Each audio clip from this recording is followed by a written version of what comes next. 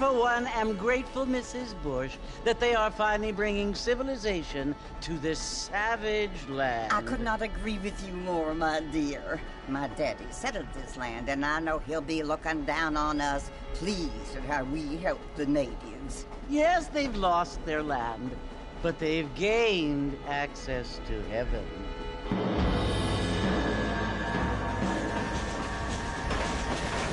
But Father, do you mean unless an innocent receives communion, they're destined to go to hell? That hardly seems fair. What I mean to say, Jenny, is that there is a great deal of difference between an innocent and a savage. I never thought of it that way.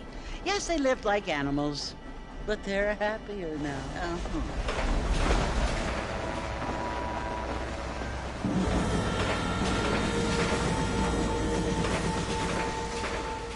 Not only do people now have motor cars, Father, but I heard that pretty soon we will be able to fly. No, only angels can fly, Jenny.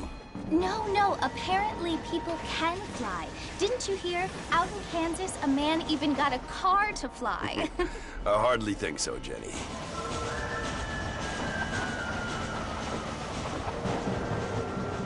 Apparently, Mr. Johns wants to run for governor, which is why he's so concerned with cleaning up the state. Nate Johns. Yes. His family is nothing but hillbilly trash that came here after the war. I don't want to be judgmental, but this state should not be ruled by such a disgusting family. A family without class. Apparently. The Johns family have made a lot of money, and he has a lot of friends in politics. Mrs. Bush, money isn't everything. There are many things that money cannot buy. It seems that money can buy voters, though.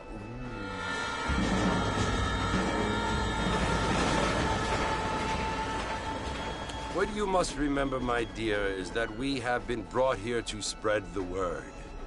And the word and civilization, they are the same thing. They are the gifts. It is the opportunity we have, the chance to live among people who are decent and who do not kill each other, and who let you worship in peace. It's so confusing, Father. Sometimes I find it impossible to make the distinction between a loving act and a hateful one. I mean, they often seem to be the same thing. Yes, Jenny, it is confusing. But you only have to ask me if you need help. Indeed. Well, here we are, Mrs. Bush. Armadillo.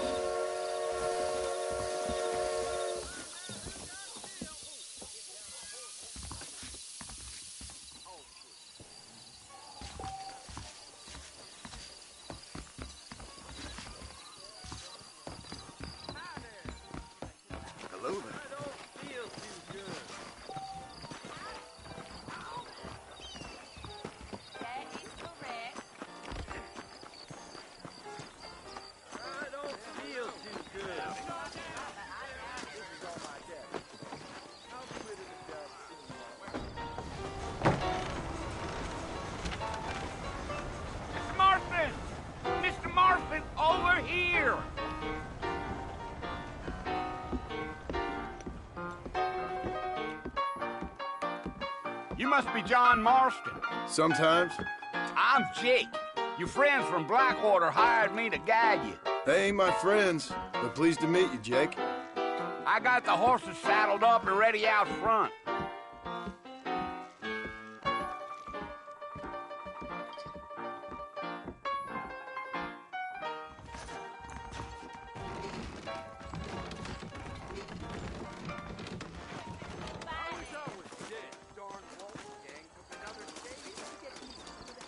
You ain't gonna find sturdier horses than these in all of New Ulster. I've got to go see the physician in Armadillo on account of my gypsy stuff. If you say so, take it slow on the way out of town. No need to kick up a lot of dust.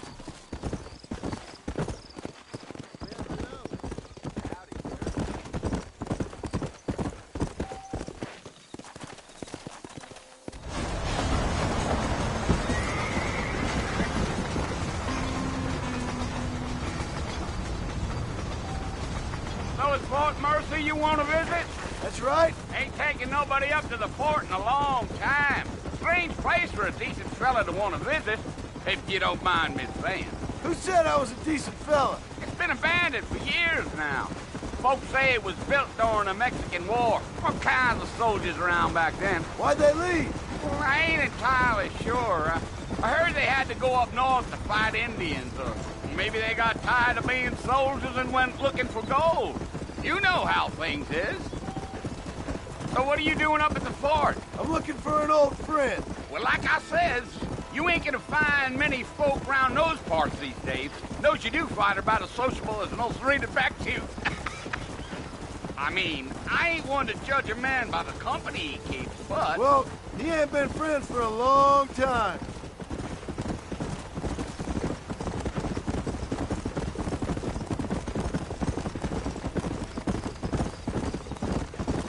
Are you planning on spending any time in Armadillo, Mr. Marston? I doubt it. I ain't planning on staying very long. Well, if you're fixing for some female company, you can do a lot worse than Armadillo. Fine as cream gravy they are. Not like Thieves Landing. Dang, those girls ain't even fit for a drinking man to hole up with. I'm a married man, I'm afraid. Ain't we all?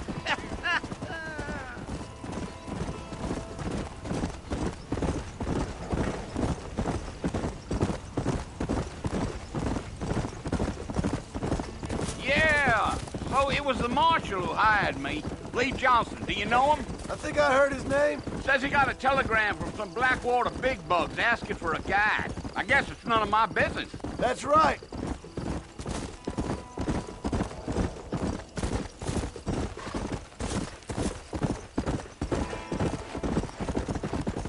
You ain't very talkative, are you? Nope. I'm just chewing the dog, mister. It's how I am. I don't mean nothing by it. Trust me. There's things you're better off not knowing.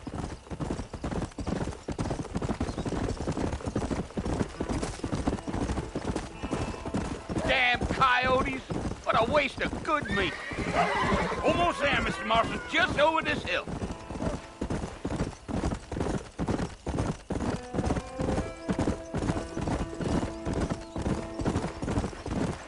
Whoa, whoa. Listen, mister. This here's what's left of Fort Mercer. Some gang rode in and took the place over. So I understand. This is where we part ways, friend. You have yourself a good time.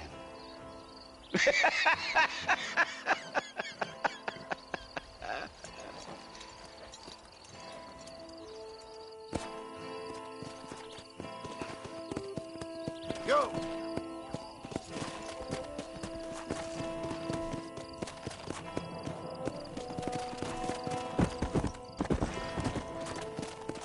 Slow up.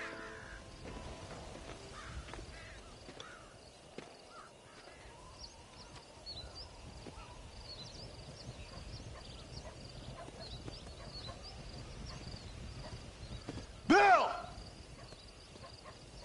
Bill, I've come for you! Bill Williamson! Come out here right now! Go away now, John. Don't make me kill you. Nobody needs to kill anyone, Bill. You must think I was born yesterday. You always did think I was an idiot. That ain't fair, Bill. You were as my brother. I've come to try to save you. Oh. Do I look like I need saving? Bill, please. They want to kill us all. I can help you. Well, you never tried to save me before. You only seemed to save yourself. Bill, I implore you think about this. You implore me? You implore me. You always were one for fancy words. Oh. Well, things are different now, John. Now I'm in charge! No more Dutch! And no more you. Implores. I implores you to go back and tell them to send someone just a little bit more impressive next time. Well? Oh. Poor John.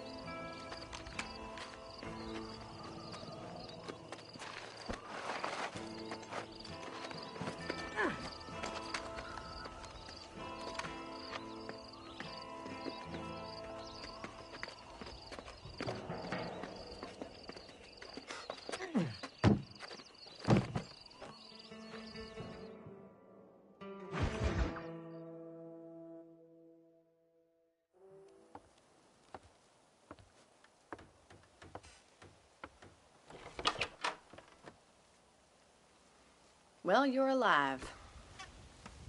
So it would seem. So, how do you feel? I don't know the polite word for it. I do. Stupid is the word we use around here. What were you doing? I was doing something stupid. Well, you'll be okay. Once you didn't die, the doctor said you'd be fine. He got the bullets out a couple days ago. Good. It cost us $15. I'm sorry, madam. Should have left me there to die. Did you want to die? I mean, was that it? Was that why you went straight out to Fort Mercer and picked a fight with the worst bandit in the county? To die, Mr. Mr. Marston. John Marston. Bonnie McFarland. Miss Bonnie McFarland. Well, you may be right, Miss McFarland. I don't know. Huh. So what were you doing? Trying to give Mr. Williamson a chance. For old time's sake. You know Bill Williamson? Knew him. Long time ago. Well, what was he like? Dumb. Just like you. Thank you, miss. See my hat? I have. And, what will you do now? Now I'm gonna take my time and go after him the less kind way. Well, that sounds very fun, Mr. Marston. Quite heroic, just like in those penny dreadfuls my brother used to read. Meanwhile, if you'll excuse me, I've got a ranch to run. Of course, if you're feeling better, why not take a ride with me later? Help me patrol the perimeter. You can earn back some of that money we wasted on doctor's bills. Of course. And thank you for saving my life, I mean. Next time, Mr. Marston, I strongly recommend you don't try to lose it quite so earnestly. I'll bear that in mind.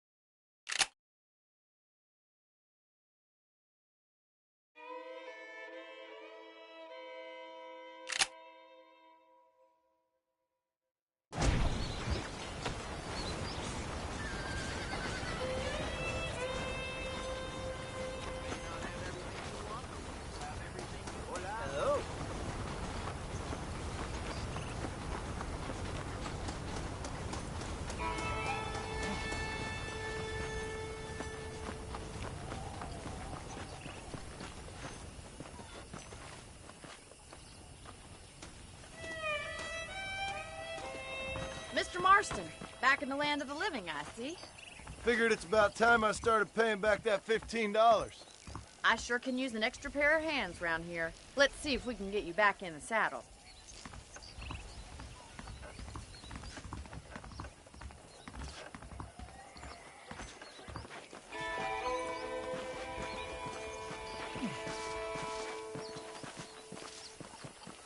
There's the foreman's office. It's also where we lock up good-for-nothing outlaws, such as yourself. I'm happy enough with my current quarters right now, Miss McFarland. Hop on up. He won't bite. Easy now. Come on, then. I'll show you around the property. Come on.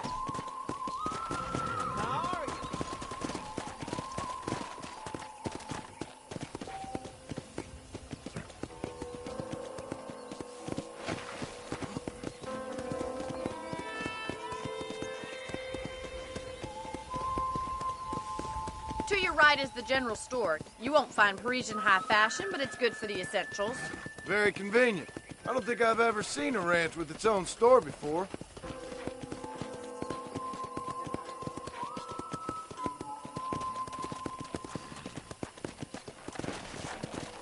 And here's the corral. This one's for the horses. What do you think? I'm no expert, but it certainly looks like a fine corral. I suspect you've stolen more horses than you've broken. Now, where'd you get such an idea? First impressions are hard to erase.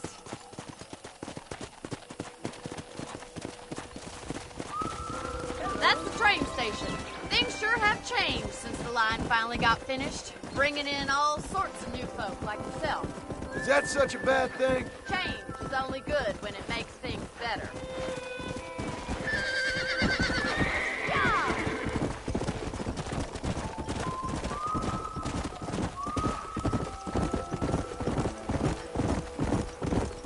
That's the barn over there. Paul built it himself when I was just a little girl.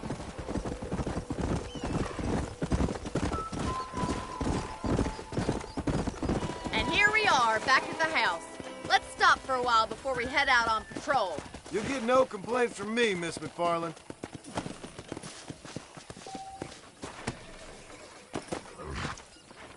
What are you waiting for? Come on, I don't fight.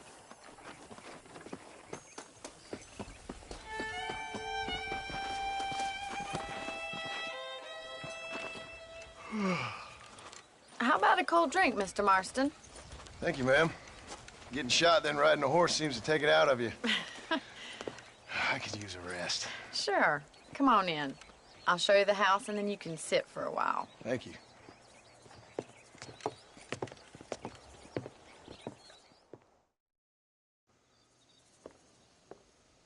Mr. Marston. Miss McFarland. Remember me telling you about the trouble we've been having with rustlers and other undesirables? I do. Will you help me keep watch on the property line this evening? Sure. I want to see just who is trespassing on our land. This is a fine weapon. Come, let's head out. The country is really beautiful at around this time.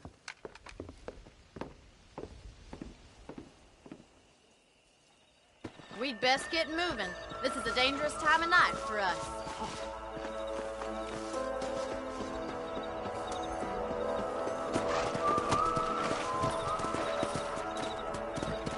Let's go!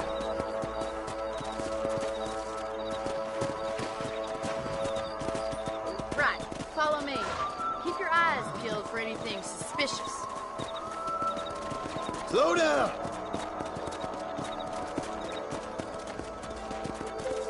Thank you, Mr. Marston. I feel a lot happier someone's along with me. I feel a lot happier now I got a rifle. Well, with your trigger itch and my feminine intuition, we should make quite a team.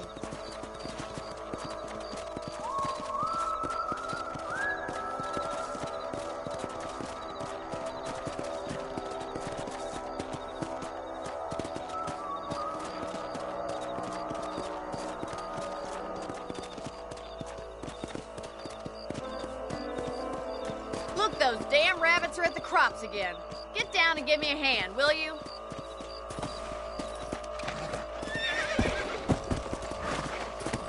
Get your rifle out. It's about time these little thieves met their maker.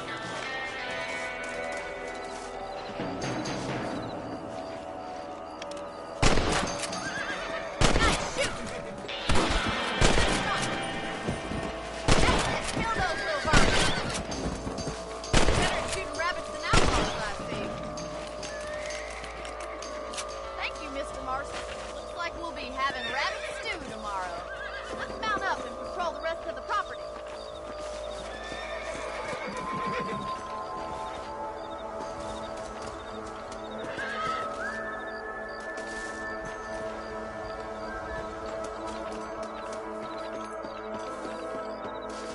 We should keep moving. There's still a ways to go. Whoa there! If it's not the rustler stealing our cattle, it's the rabbit stealing our crops. It ain't never easy living off the land like this. Maybe you should move to a big city. Become a lady of leisure. Giddy up!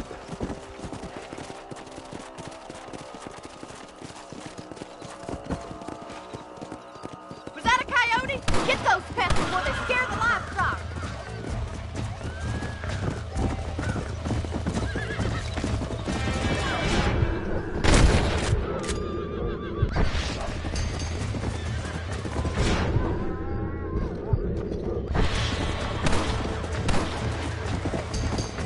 Go!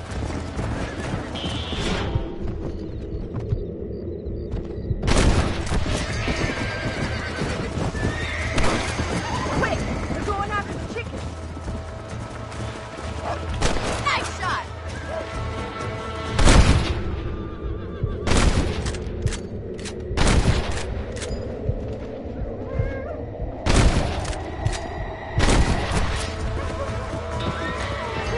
That's it! Damn coyotes!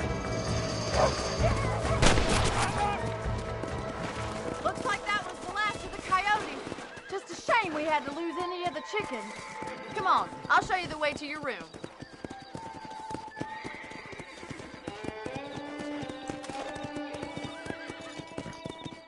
You know, you can actually handle a rifle. It's something I've had a little experience in. Maybe Bill Williamson did get lucky after all. Luck didn't really come into it, miss. You're a useful man to have around the ranch, that's for sure. But don't think I've forgotten what brought you here. We'll do whatever we can to help you. I sure appreciate that, Miss McFarland.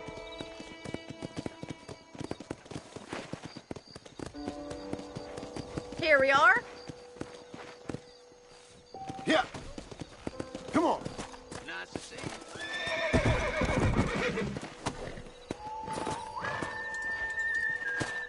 Thank you for your help, Mr. Marston.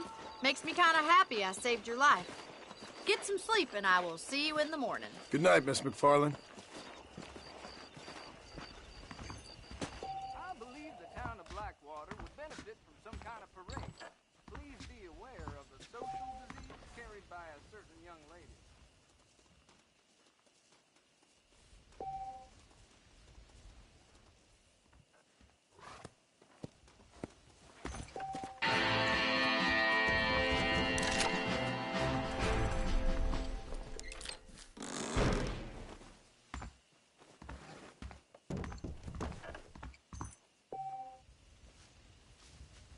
Say what you like about Drew McFarland, but he raised a proper...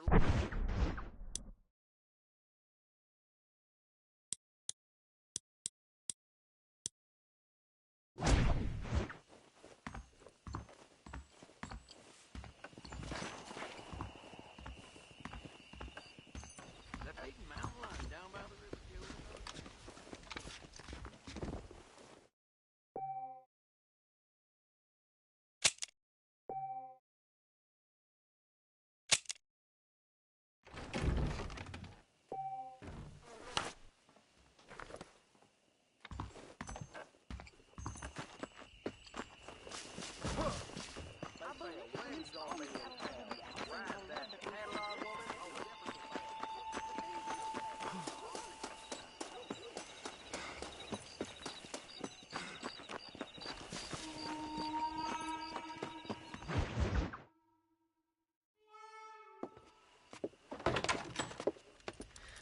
Oh, Mr. Marston.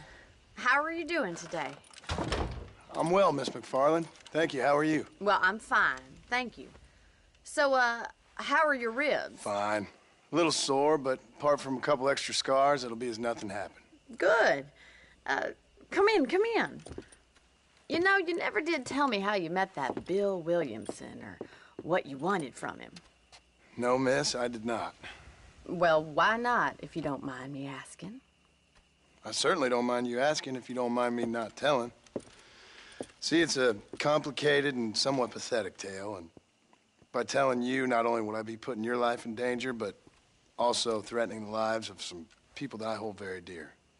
Well, I apologize if I seem to be prying. And I apologize for my reticence. Hope you believe me when I say that it's simply out of respect for you. Of course, Mr. Marston. I understand that a city dweller such as yourself likes to have some exotic secrets, so us country folk are impressed. I'm no city man, miss. Yeah, but I saw you get on the train at Blackwater. You with those gentlemen in bowler hats? I'm still no city man. But I bet you can't ride, Mr. Marston. I hate to take money from a lady, miss. Oh, you won't be. I'll race you right now. If it makes you happy. We'll see.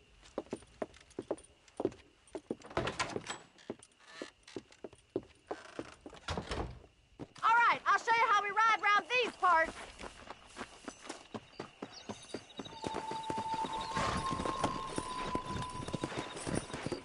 Come on. Yeah!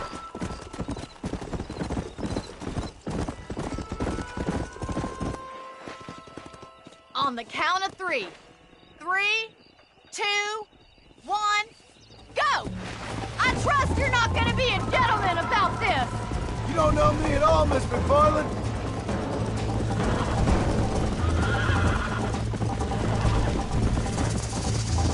Yeah.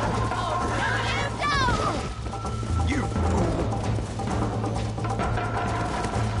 Yeah.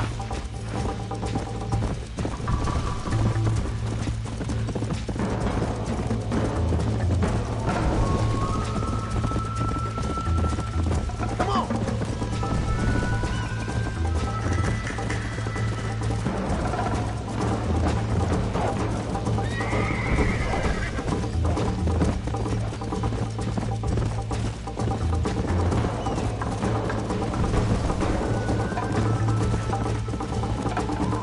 Let's go.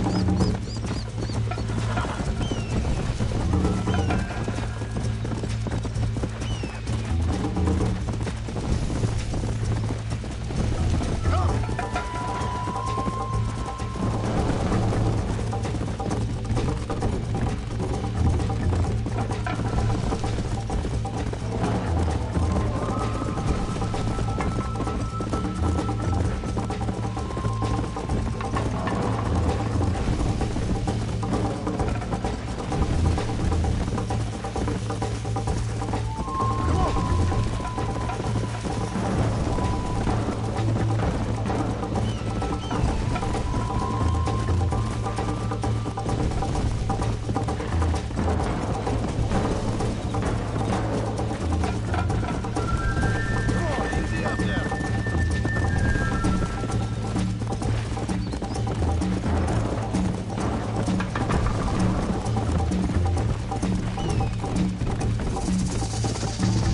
Come on. Let's go. Don't go easy on me.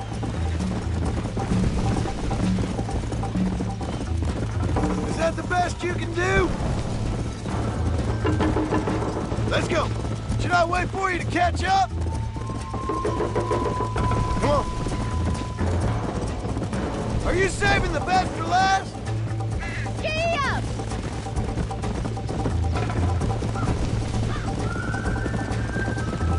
You got problems with your spurs?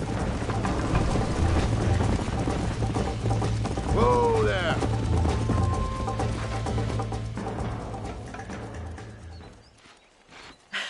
That was fun. Sure. You know, you should go pay the marshal a visit in Armadillo sometime. I'm sure he could help you deal with that nice Mr. Williamson. Yeah, I might just do that, Miss McFarland. You do whatever you think's best, Mr. Marston.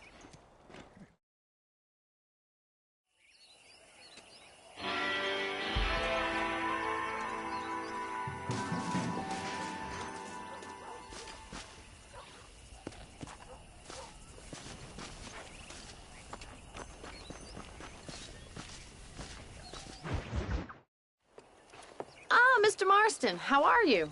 Good, Miss McFarland. How are you? I'm well. Would you mind riding with me to Armadillo? I've got to get some supplies and I could do with the company. Of course. You can take the reins. It wouldn't do for a terrifying bounty hunter such as yourself to be seen driven around by a woman. Take the driver's seat. Come on.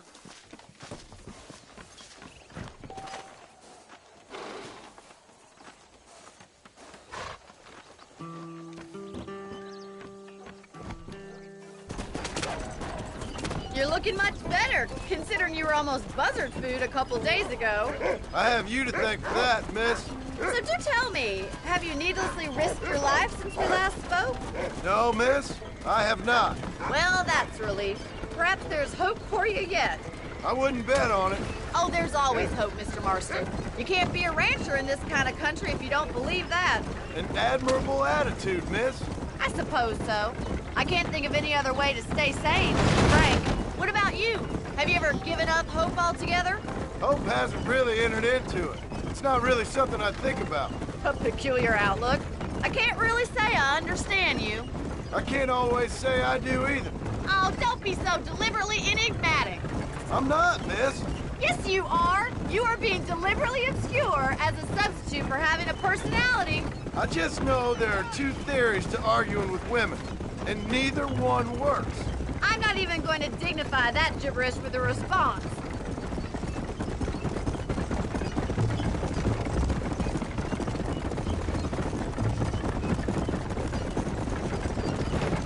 I think it's kind of funny I found you dying on the side of the road and now you're driving me into town. You have a strange sense of humor. Well, you must admit, it's an unusual start to a friendship. I didn't realize we were friends, Miss McFarland. Oh, please. Now who's being funny? Listen, I know that business with Williamson is your business, but I don't know. You've been good to us, and I don't think you're a bad man. A little stupid, perhaps, but not rotten. I just worry about you gallivanting around these parts like you're some kind of deranged bounty hunter. Like Paul always says, don't go waking snakes. I appreciate your concern for us lesser mortals, Miss McFarland. I really do. And if there was any other way out, I'd take it. I can assure you of that.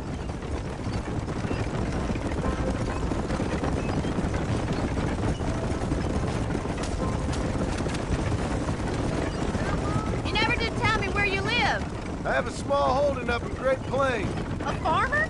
Yeah, and I'm the Queen of England. And at what point during your day of hunting down outlaws do you find time to raise chickens? Only been at it 3 years or so. I guess I'm kind of new to it. You're telling me?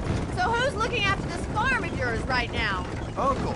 Well, he's not my uncle, as far as I know. Just an old dog who's as lazy as a lizard on a hot day. He kind of fell in laboring under the delusion that age brings wisdom.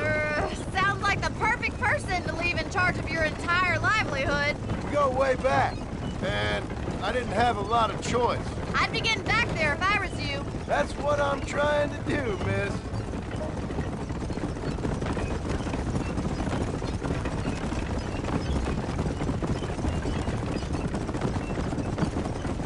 How well do you know New Austin? I don't. We talked about coming down here many times, but never made it. Who's we? Me and the folks I used to work with. Yeah, New Austin. The last real outlaw country, where the old ways still hold true. You do a man wrong, he'll shoot you for it. Do a man right? Well, he still may shoot you for it. But at least you have an idea of what's right and what's wrong here. Dear, oh dear, Mr. Marston. What dreadful novel did you get that romanticized drivel out of? Those days are long gone, if they were ever here at all. According to Paul, those days were just people shooting each other because they lost at cards. We'll be lucky if our ranch survives another 5 years. Businessmen are the new cowboys. Howdy.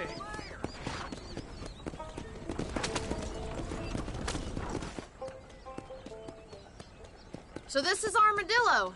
Manhattan it is not, but it does okay for us.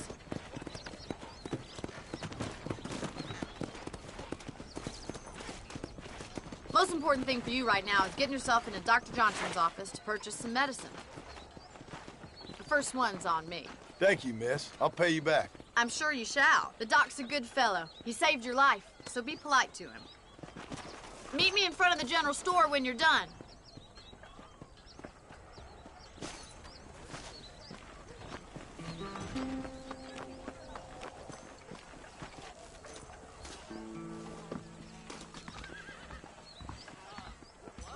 whole town needs my expertise today. Hello there. You need something for that gout? You have any night fevers, come back and see me. Thanks a lot.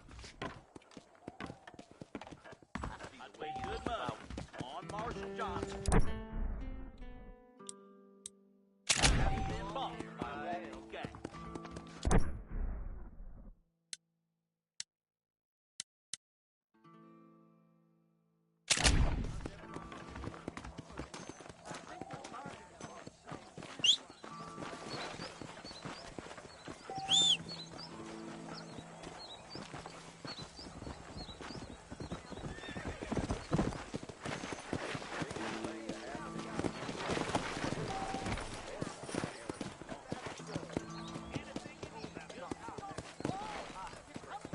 Well, thanks for driving me.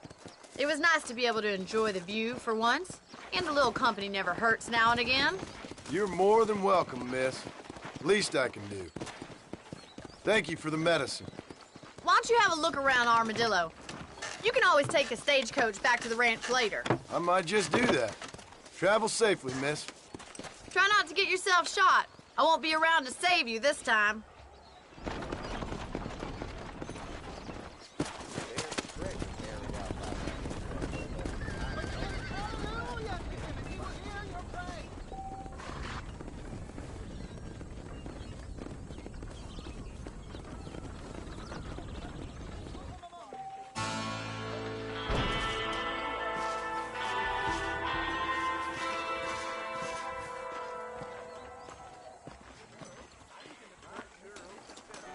His blood was shed for you. He is a warrior.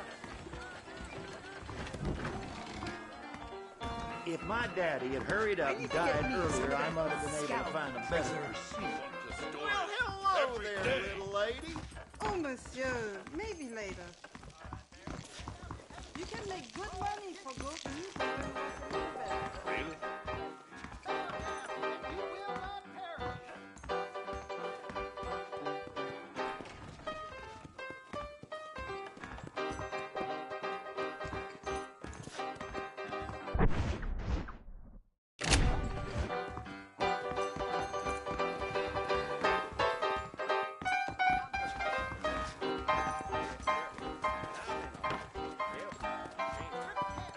Golden Grub is a terrible one.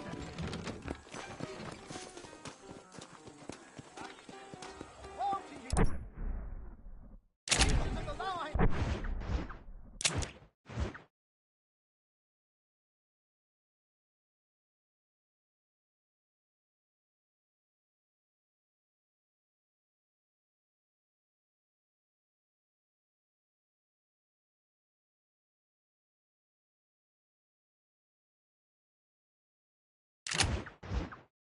Hypocrite! More for you have lust in your hearts. Give us the whole silver. Now, how you think she be having all that money? Hey, you, the chicken-headed guy, come over here. Hi.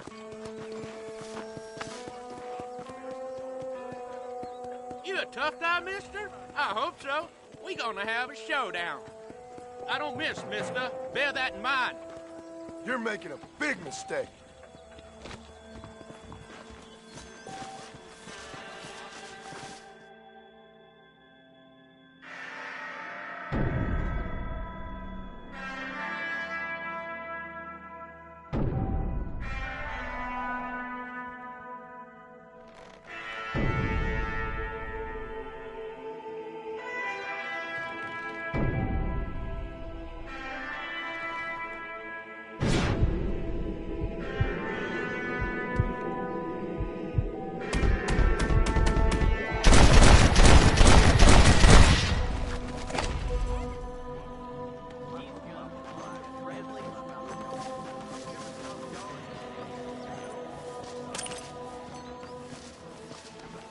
Sorry, partner.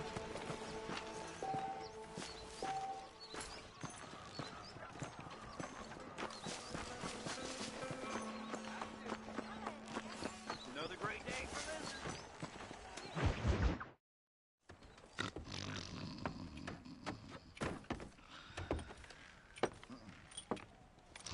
Excuse me. Hey, you got a visitor.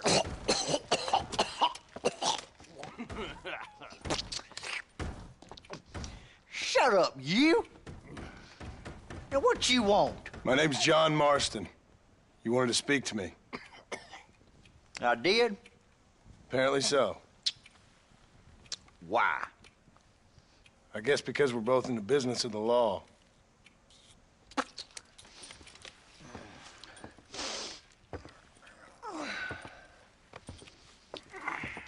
You that fella from the train company? No, I'm from Fort Mercer. Fort Mercer? You them one of them Williamson boys. Calm down. Go on, shoot him, mister. Shoot him. Come on, what, you getting kicked with me, boy? What's going on here? I got me one of them Williamson boys. I got me one of them idiots who give marshals a bad name. Jonah, put your gun down.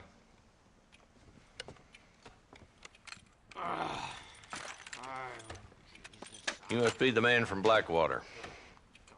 Yes, sir. Listen, that dog ain't too bright, but he seems loyal. Jonah, get out of here for a minute. Yes, sir, Mr. Johnson, sir. And you. Oh, I done seen enough of your hide around here, friend. I think there's some school children down the way you can go and frighten. Oh, hardy fucking har. Dickhead. What are you doing here, Mr. Marston? Apart from frightening my deputies. I'm here to capture or kill Bill Williamson. Okay. Can you help me? He's outside my jurisdiction. He's in the next county. Of course, Bill Williamson and his boys have tended to keep themselves away from my town. So you're happy to have him out there? Well, I ain't happy, but I also ain't suicidal. My job is to keep this town safe, not clean up all of these 3 counties. It's hard enough around here. You know, I hear you speak, and suddenly I'm reminded of how some of the people I respected most in my life had a problem with authority. What's wrong with you? Well, I'm sure you and your fine friends have enjoyed spending your time running around pursuing noble causes. My cause is to keep this town from turning into a living hell for the folks who live here. The whole world has problems, mister, and I'm here doing what I can. Why? What's happening? Right now, I got the railway, the people who pay my salary, trying to get me to turn a blind eye to them burning down settlements up there. I got a bunch of cattle rustlers out near Box Canyon needs shutting down. Not forgetting the gang that keeps murdering homesteaders out in the back country. And I got a bunch of hoods over in the saloon, drunk, threatening to shoot up the whole town. That's all I got today. But it's early yet. Give me a couple more days. There'll be more. All right, tell you what.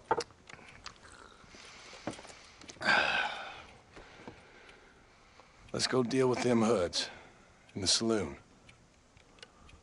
Then we'll discuss Williamson. Okay, boy. You're a persistent little cuss, ain't you?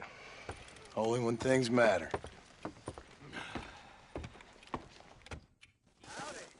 Come on then, Marston. Follow me.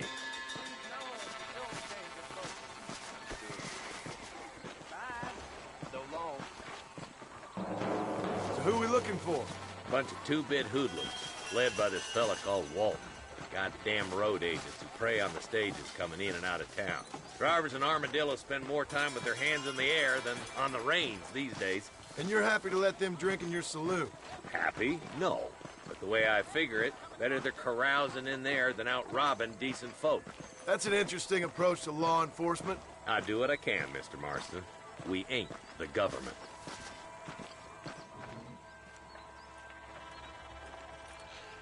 There's the dumb rat bastard now. Let's follow him. See what kind of hole he crawls into.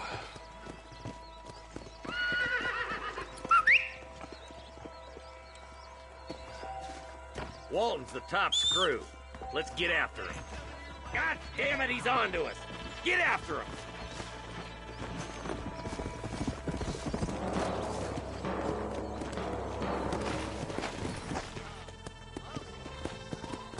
Let's go! If Walton's as bad as you say he is, why don't we just beef him now while we got the chance? Because that ain't how the law works. Is that right, Marshal? And alive, he can still talk. Doesn't sound like he's a man to be reasoned with. He ain't. But a few days of my hospitality and he'll be telling me what I need to know. Walton's gang's been growing fast. Outlawing's easy money for easy work. Cholla Springs, Gap Tooth Ridge, these boys get around. Walton's the start, but there's plenty more where he came from.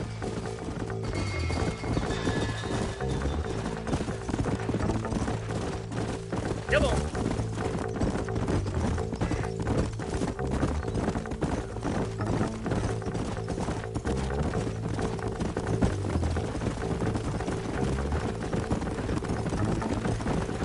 Hold up, Marston. He must be at the old Pleasance house. Probably best we take it on foot from here. Slow up.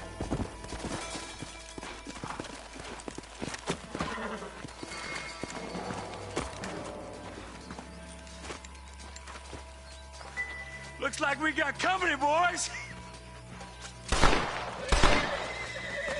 Damn. Take cover. We'll work our way up this hill. Over here, pussyfoot! Move up to that wagon on your right. I'll cover you.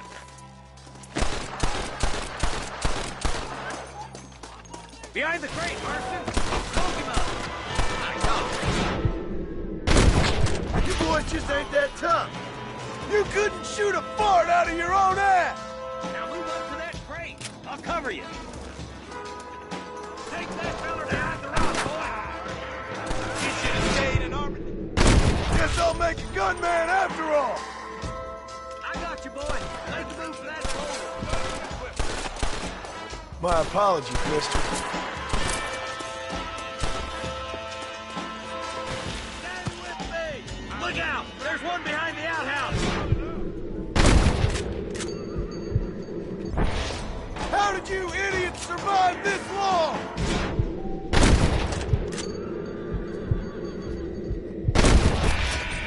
Take cover behind the outhouse. Careful, there may be more of them. Lead or rope. Make your choice.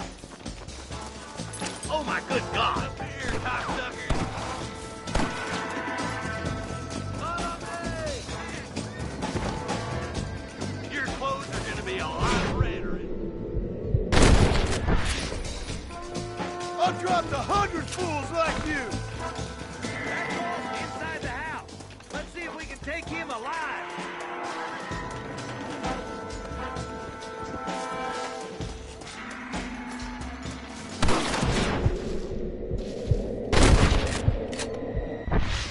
Walton, your killing days are over.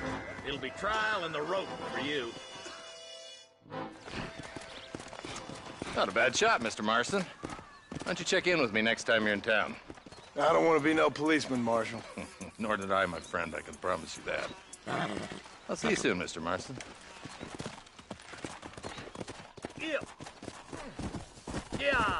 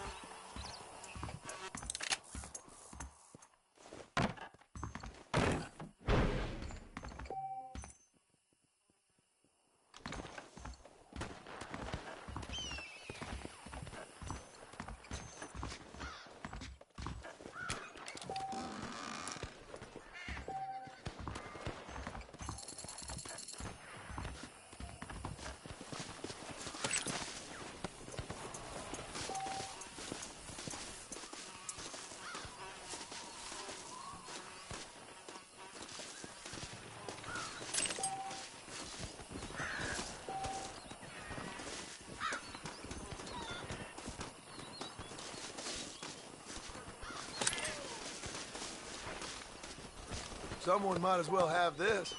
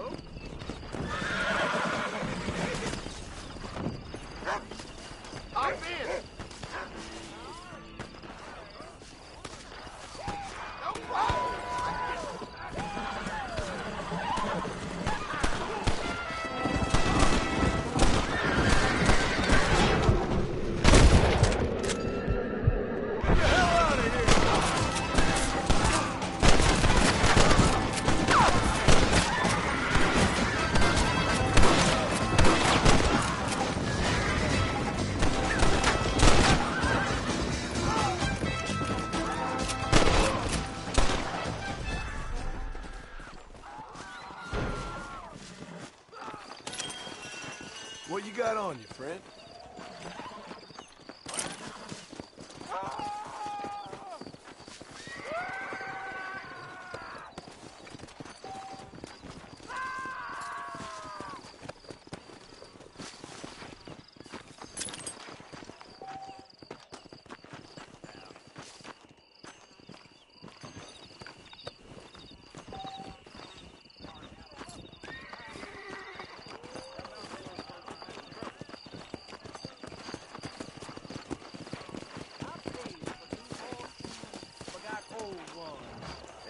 Well, sir, I am drunk as hell.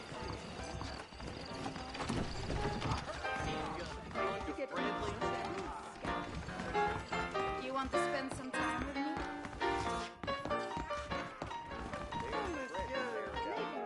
Look where you're going. Watch where you tread. I'm thinking this whole Wild West adventure might have been the wrong decision. Seems awful convenient that they can start.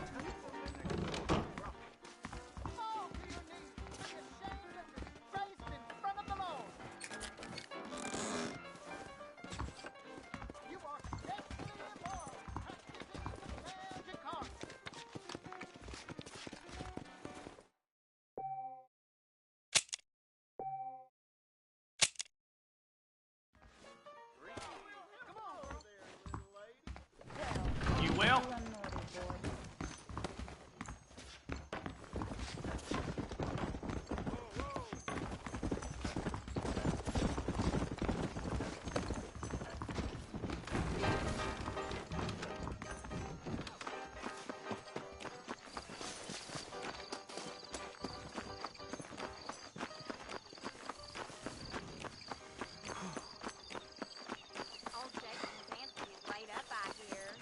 Here I am.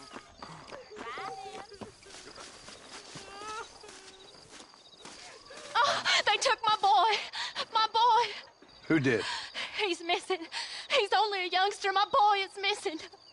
Where? Who took him? Them people in the hills. Them hills near Hanging Rock.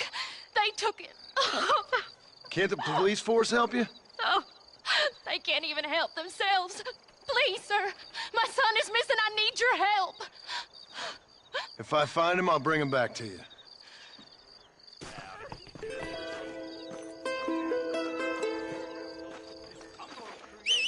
An Ultra Plus casket for my race. And sell it here plus. Really, man? I really must go. I have a late train.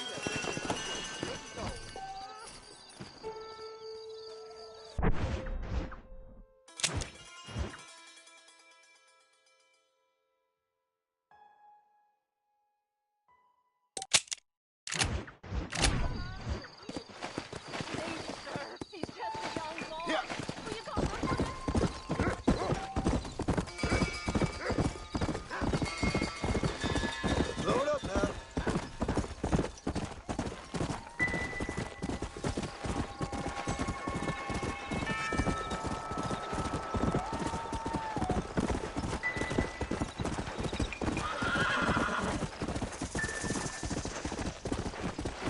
Easy.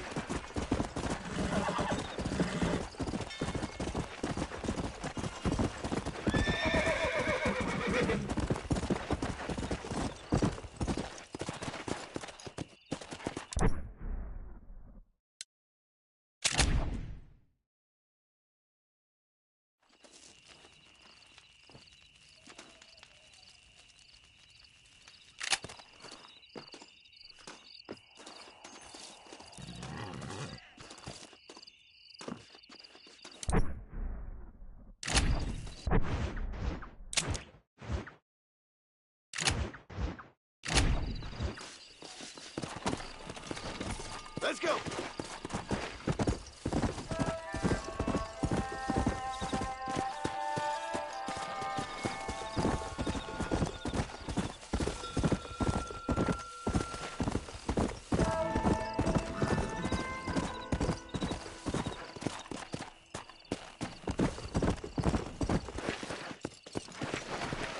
Come on. Yeah.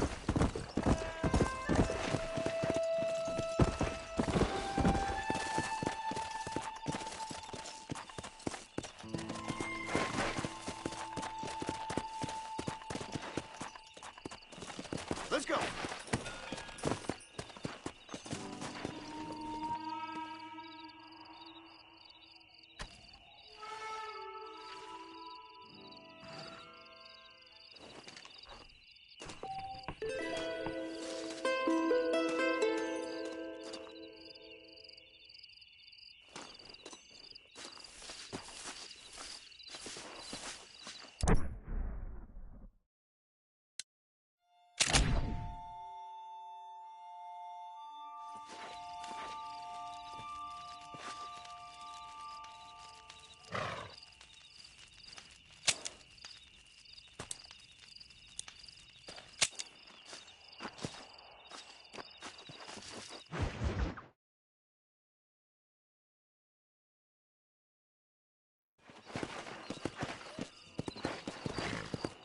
Let's go.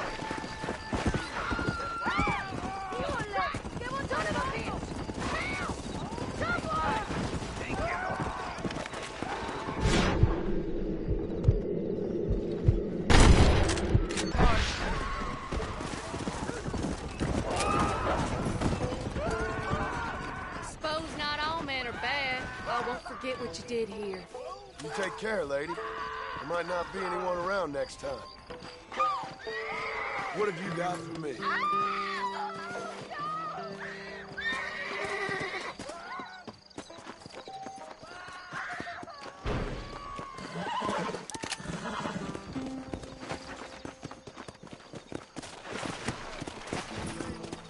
Come on.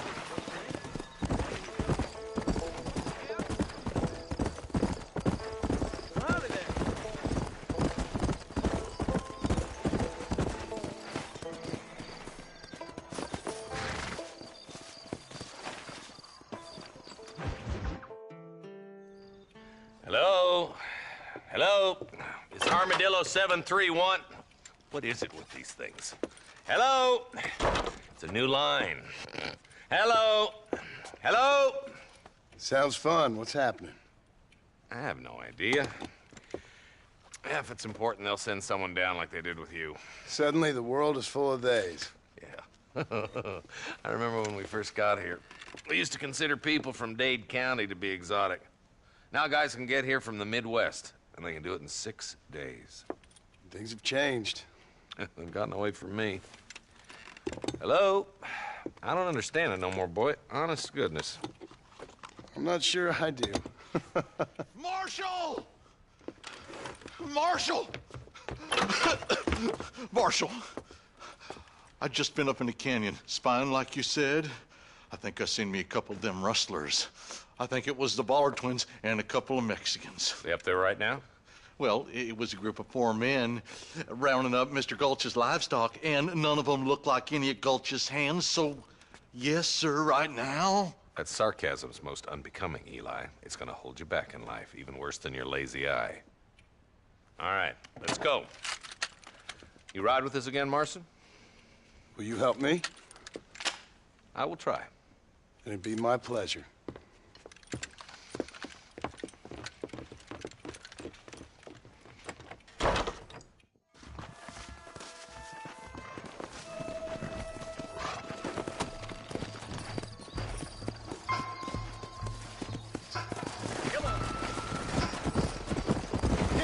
How long you been working for the government, Marston? I don't work for the government. Well, I got a telegram from some federal clowns in Blackwater that says otherwise. Are you some kind of vigilante? You don't look like no government, boy. I guess it's complicated. I came because it was made impossible for me not to. You sure are a tight-lipped son of a bitch, mister. I guess I am. I ain't gonna dig this hole no deeper. Ain't you all proud and superior? Don't forget you need us more than we need you. Bill Williamson folded you up like an empty purse the last time, if I remember correctly. Simmer down, Jonah. Listen to your boss, Jonah. There's a good boy. Otherwise, I'll put a hole in your hillbilly head and watch your tiny brain drain out. I'll be honest with you, Marston. I ain't for all this government interference. Believe me, Marshal, neither am I. I try to keep the federal boys happy. I mean, we need all the help we can get. But what does a flannel-mouthed city boy who's never forked a bale of hay in his life know about a state like New Austin? Nothing, I reckon. All this manifest destiny hogwash, taming a wild land. Nearly there. Yeah.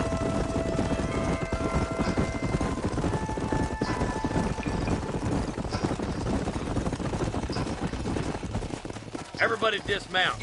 Follow me. Head for the fort.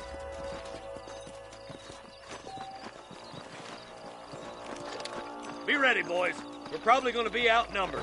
And those bastards ain't short on firepower, neither. Let's see how many there are. If we can take them alive, good. If not, smoke the sons of bitches. Music to my ears, Marshal.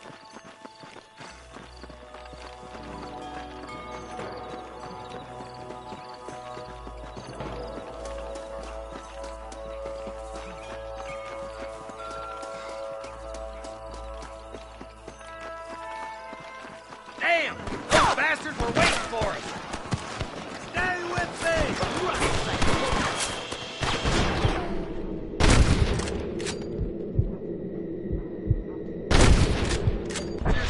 One for the government, boy! How can you twice, you son of a bitch?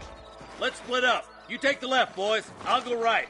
Marston, you can go with the deputies or cover me. Hellfire!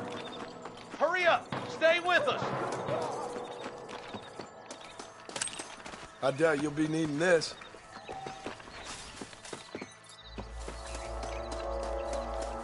This way!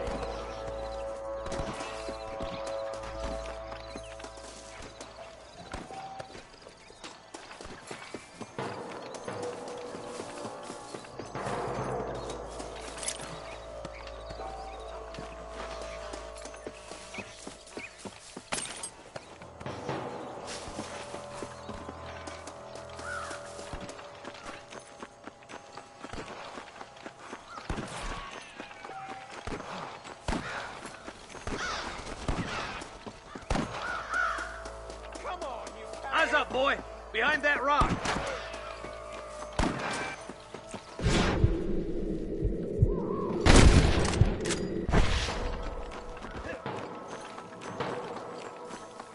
Stay close! Surrender! I'll kill you all! What's the matter? Ain't got the stand for a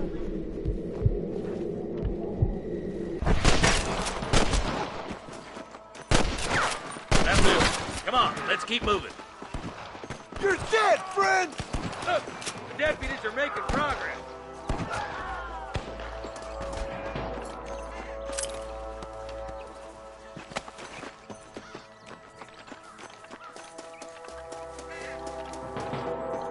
Tell the ballers to give themselves up, or we'll kill every last one of you.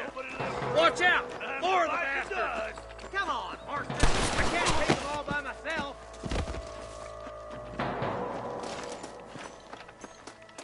How'd that one get through? Move down and take those bastards in the camp. Come on, stop lagging behind. I'm giving you one last chance to put your hands in the air.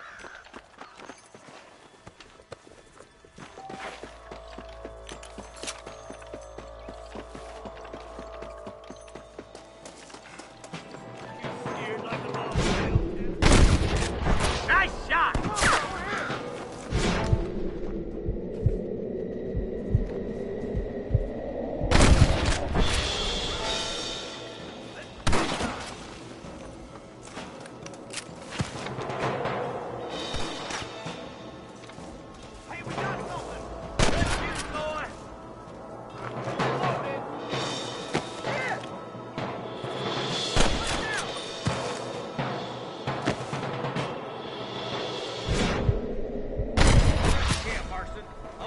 Short ways up this ridge.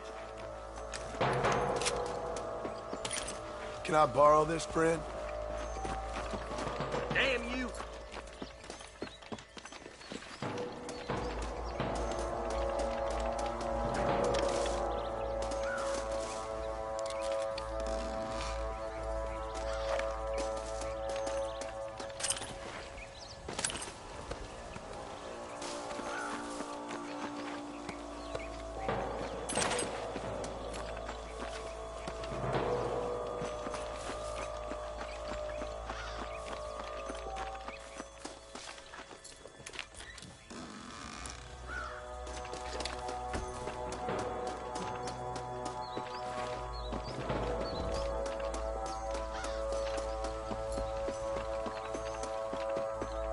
Let's push it. Watch out. Looks like there's a couple of snipers over there. Eyes up! Snipers! Christ alive! Christ, that was close! Nice and steady now. Don't leave yourself open.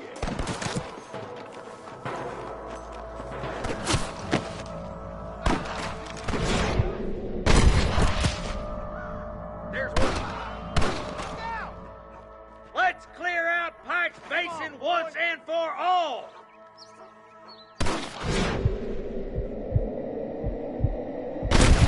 Get to the rest of the boys.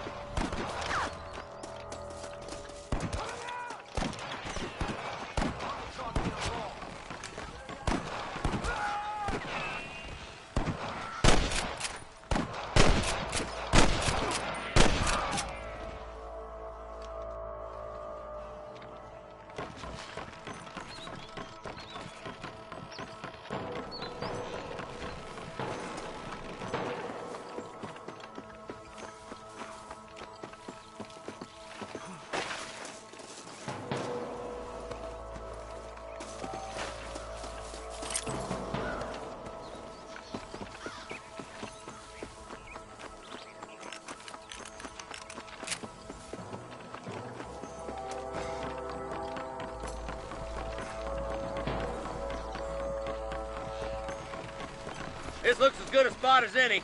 Gather around and listen up. Let's try to sneak up on them. The closer we are, the less chance they have of making a run for it.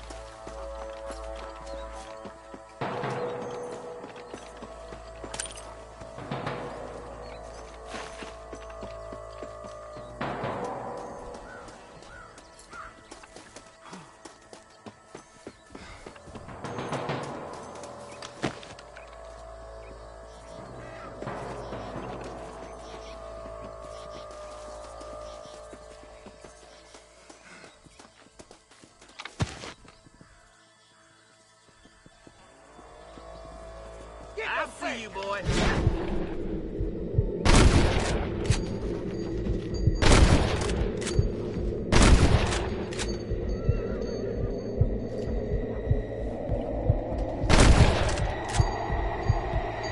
That bastard won't be rustling no more.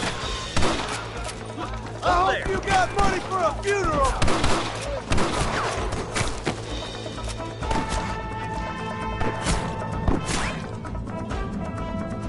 You better surrender. You hear? There's one more for the vultures.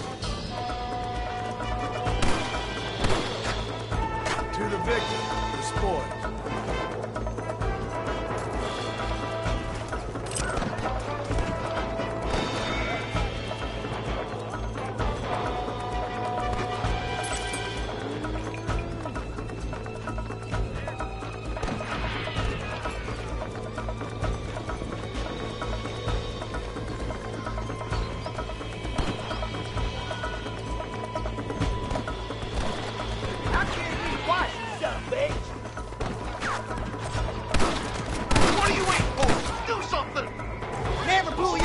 Somebody meaner than you. We've come for Mr. Gulch's cattle.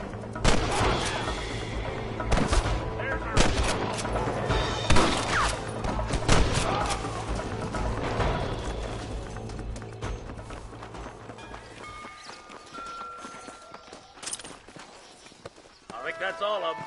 Fine shooting, boys. Now come on, let's untie those hostages. I need it more than you now.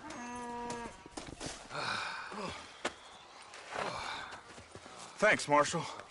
We're indebted to you with our lives. Just get them cattle back safe. All right. Oh, thank you. Oh, thank you so much. Thank you. Well done, Mr. Marston. Yes, well done. Now, about Williamson. I'll do what I can. You know, as you can see, this country is infested with all manner of scum. Say that again. Well, one other thing, Marston. Mr. Johnson, sir. It's Mr. Wes Dickens. He's missing. Who? Mr. Wes Dickens, the tonics merchant. He was due in town last week. Oh, the narcotic and bat piss salesman who cons housewives out of their money with promises of eternal youth. Yes, him, but I think you're being a little unfair. He's helped a great many of the county, and many of the townsfolk are really missing him. You hear that, Marston? We just butchered a gang of thieves, and the town is up in arms about a missing snake oil merchant. I am so glad to be serving such a wise and respectable people. Come on, Eli.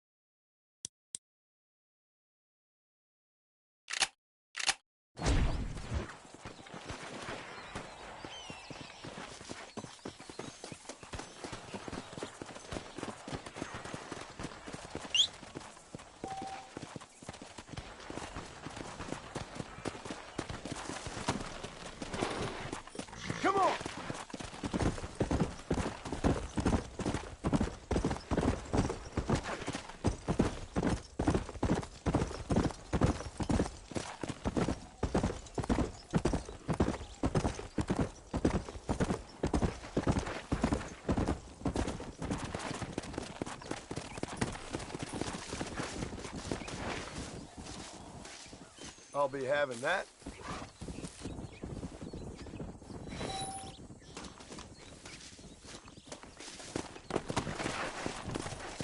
Come!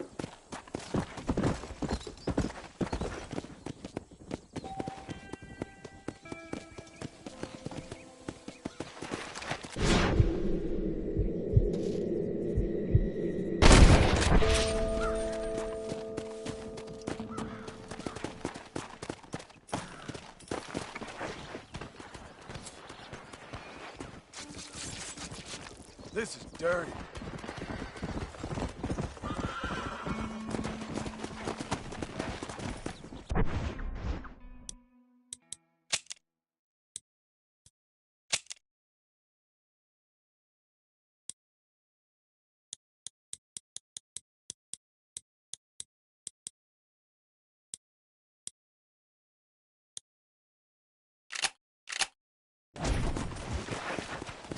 Come on!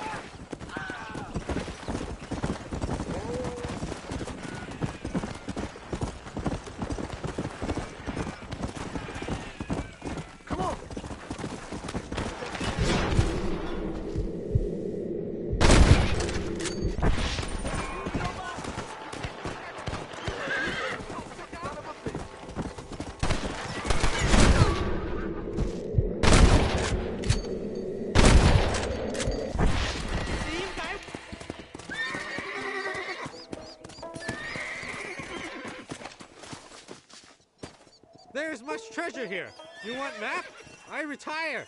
Here, take map. You earn it. I'll happily take this off your hands, my friend. What have you got for me?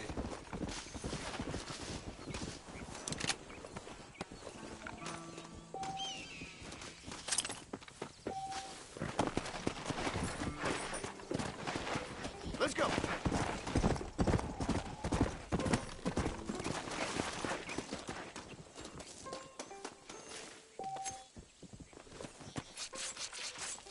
Oh, Lord.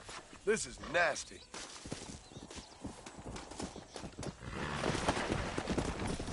Let's go.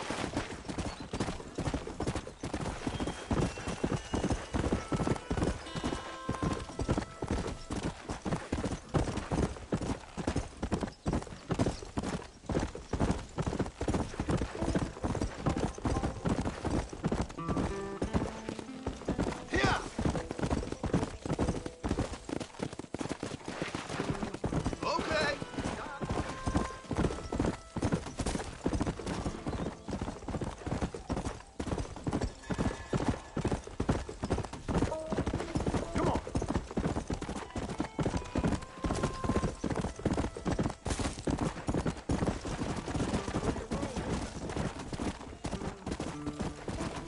Come on!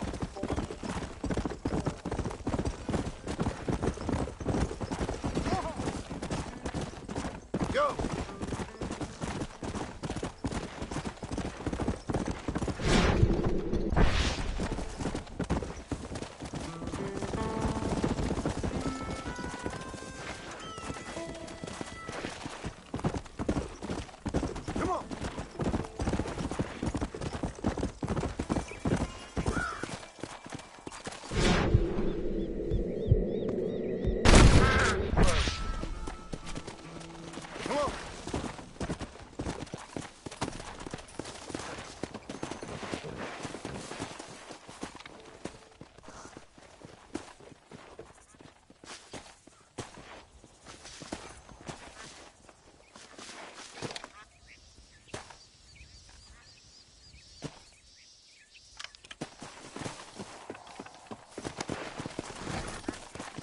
Let's go!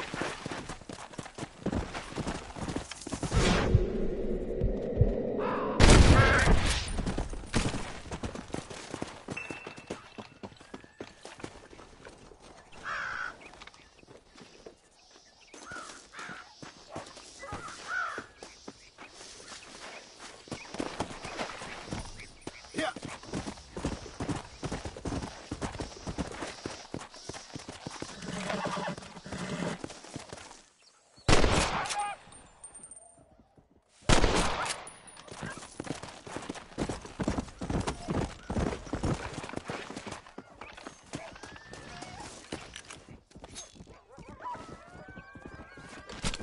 This is a messy one.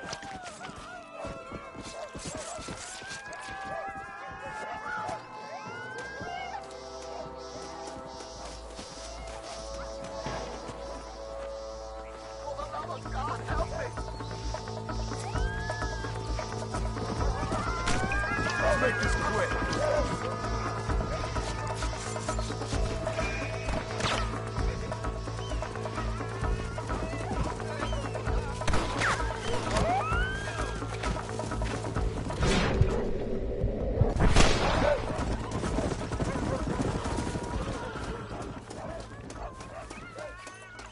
Don't think you'll be needing this.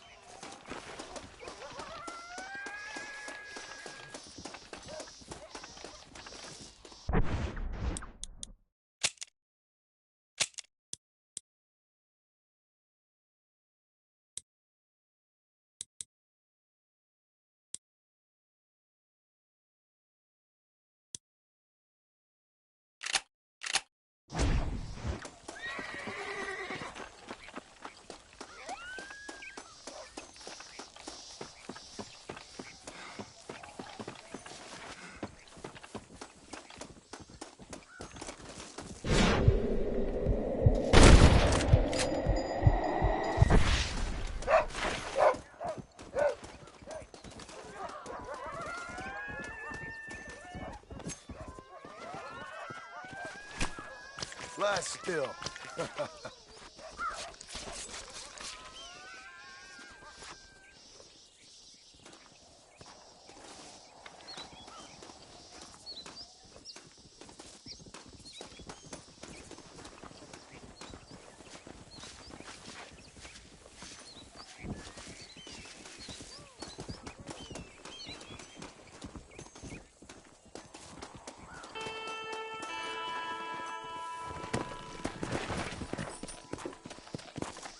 Yeah.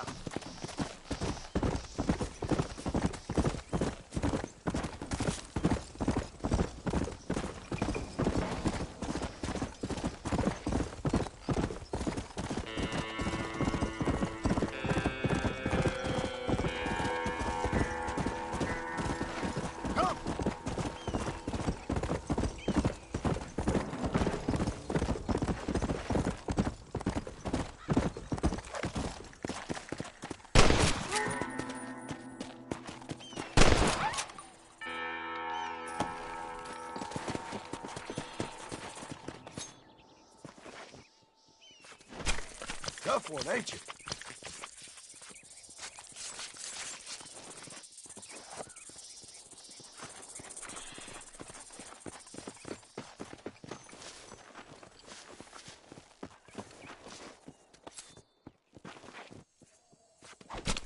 This'll fetch a good price.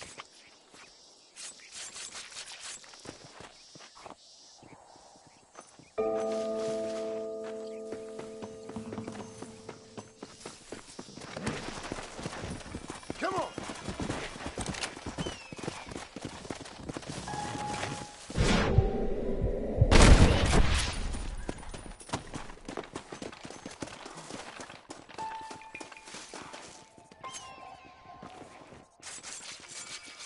Come on, let's get this over with.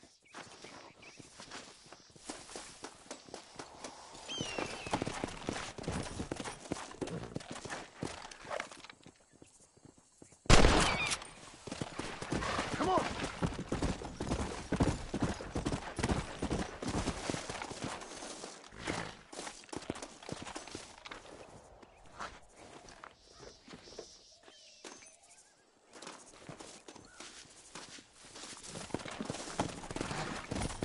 Let's go! Whoa, whoa!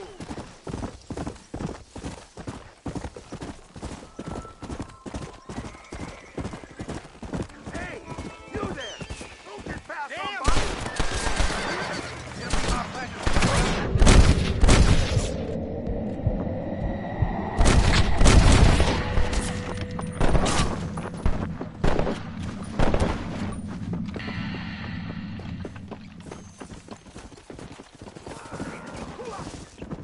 My apologies, mister.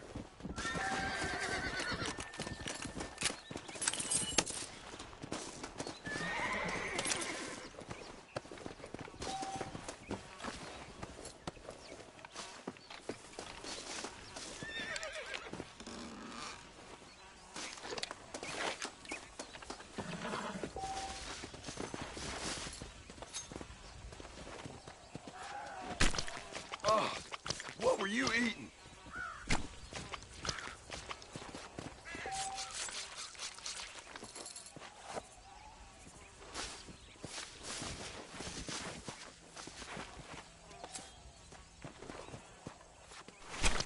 You stink!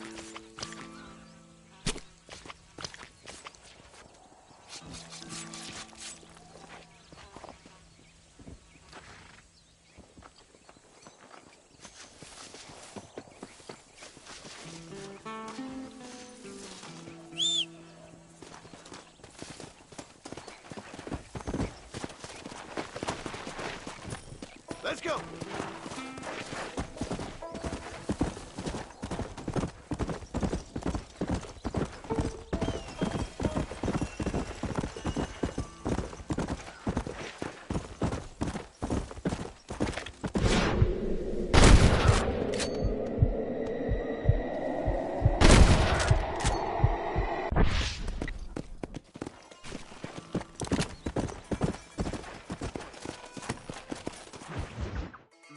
Excuse me.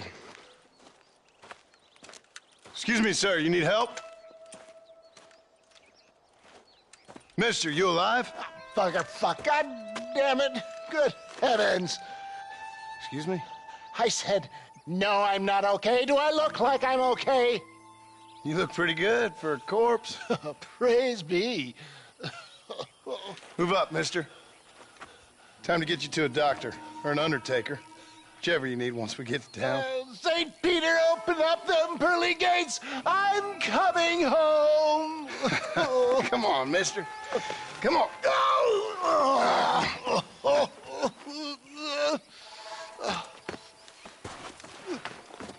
Hurry, sir. I'm bleeding like a badly butchered hog. You'll be fine. Just focus. You better take the reins. I don't think I'm strong enough. I'm finished. Done for. Just sit up straight, will you?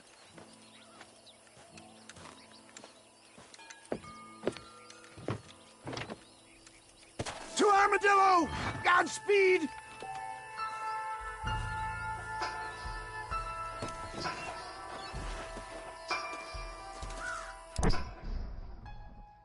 No!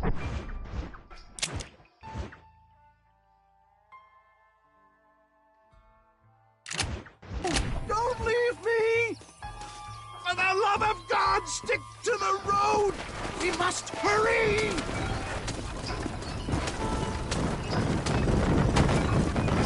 What is your name, friend? John Marston. Oh, good God! Out of the frying pan into the fire! Excuse me? How many outlaws can a man encounter in one day? You must have me mistaken with somebody else, friend. The Bollard twins, Walton's gang. I know who you are. Word sure travels fast around here. My God! Come back and finish me off!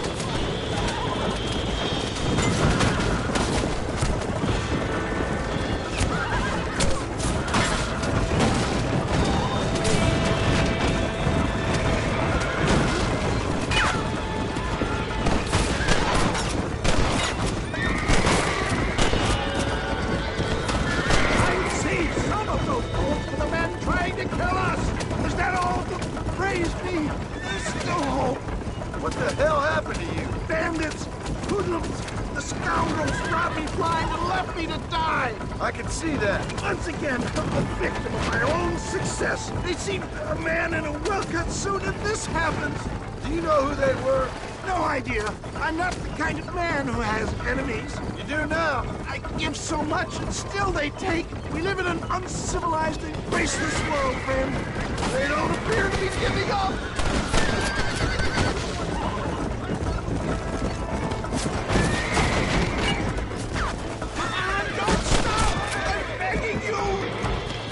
Stop for!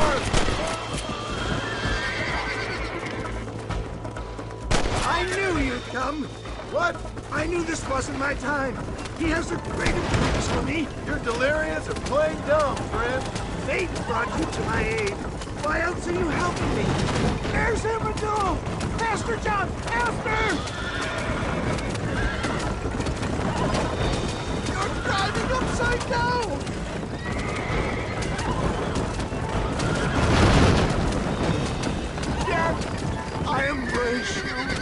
Christ's sakes, man, you're gonna be fine. We're nearly there. Into your arms.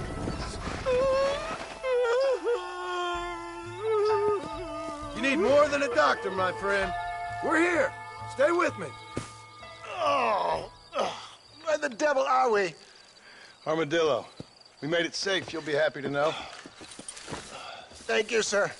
Thank you. You're a gentleman and a true man of honor. Coming from you, I doubt that means much, but I appreciate the civility. I owe you, sir. And I always pay my debts. Jesus. But if I die, I'm sorry for it.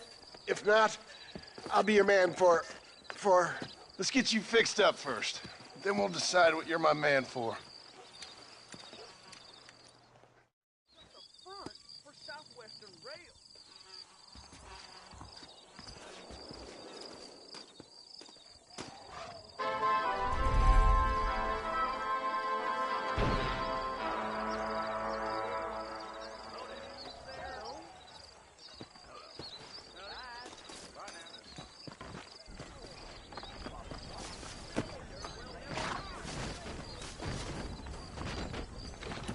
Jeff Murphy's the name, and I got all... Hello there. You surely won't regret a purchase. Tim O'Brien is said to have run off with his engine. I'm fixing to get me one of them new automobiles. I'm sorry to hear that. Look, I ain't got time for this nonsense. Bye, then. Stay out of trouble now. One of them railroad big bugs had a pair of breasts a woman be proud of. My goodness. Let's start. If you need something to fight I'm thinking that we're mutually beneficial. Thank you. That's perfect. So long.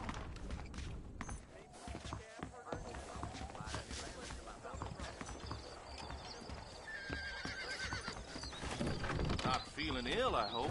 Needs... Hey, mister. I'm selling some good tonics if you need them. If this place cleans up, That's a tough decision. think about moving on. You have any night fevers, come back and see me. I got stock of them electric belts if you need to lose weight. Good. I got what I need. Be well. Come by anytime. Hello. Howdy. Goodbye. Goodbye.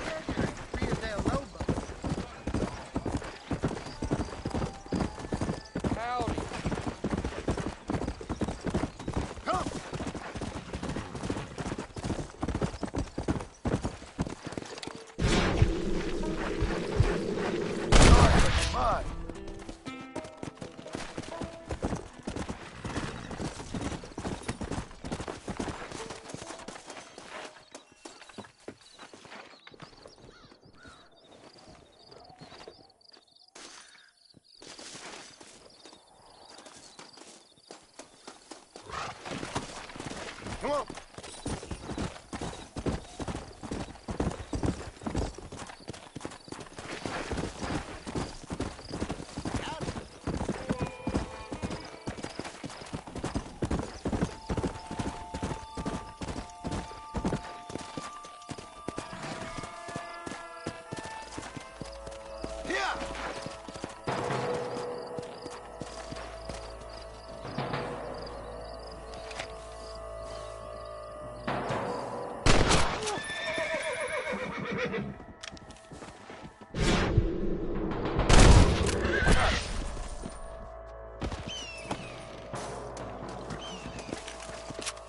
To the victor, the spoils.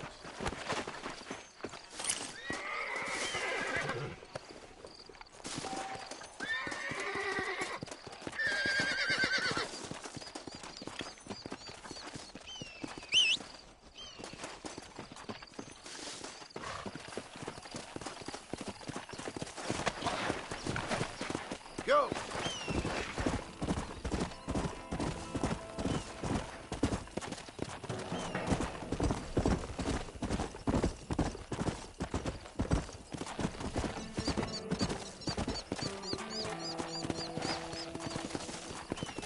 Come on!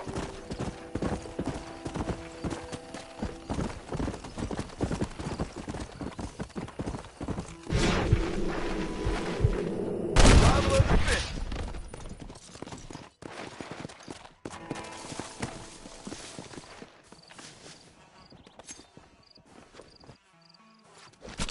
This is a messy one.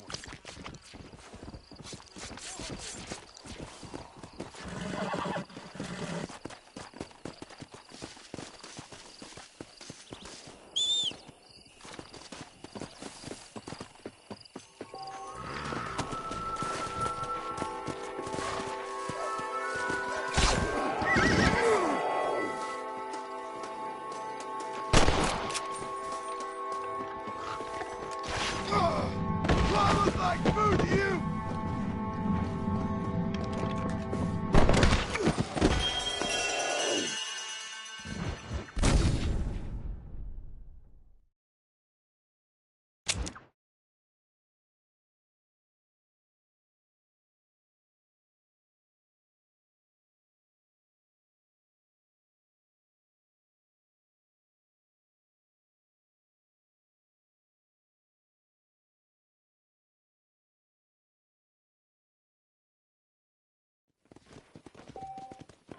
Saloon's a great place to get to know it.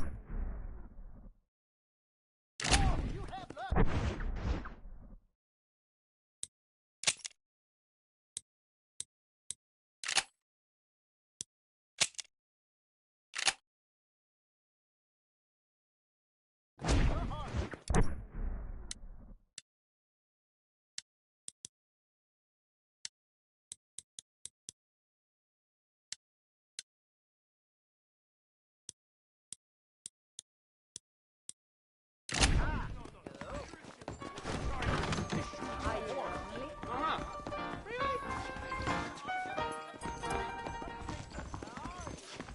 Well, hello there, little lady.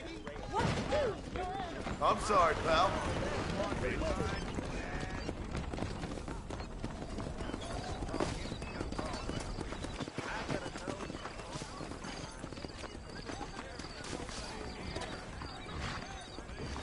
Please feel free to browse my selection. Dear sir, hello.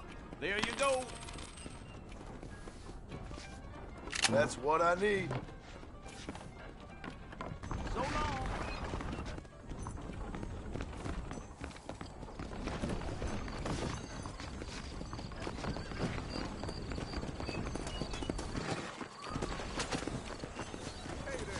Mister, she's gone. Who is? My wife, she's gone. She went out picking mushrooms in the hills near Hanging Rock and they got her. The stories are true. What'd the police do about it? Oh, about as much as you'd expect. Made me fill out a form. Beryl ain't strong, but she's a good girl. I'll see what I can do.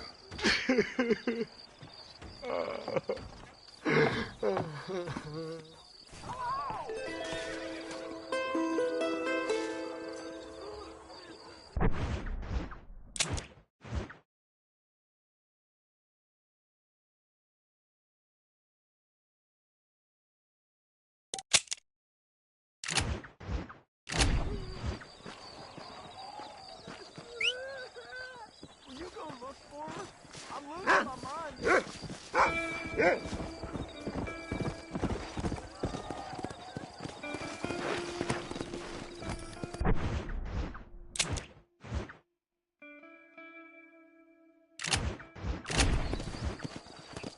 Hello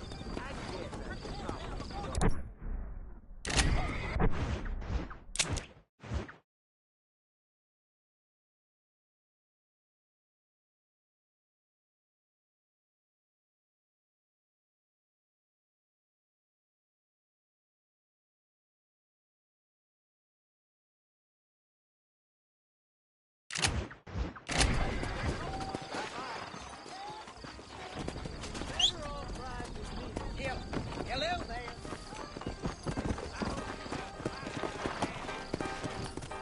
Come on.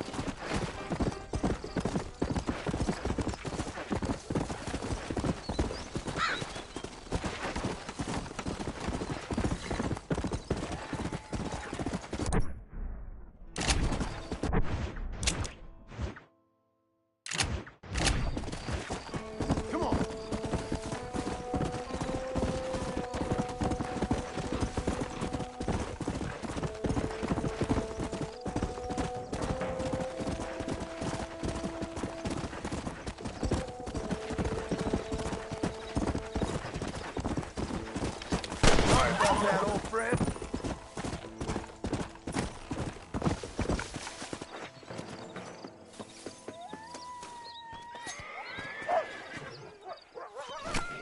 This is dirty.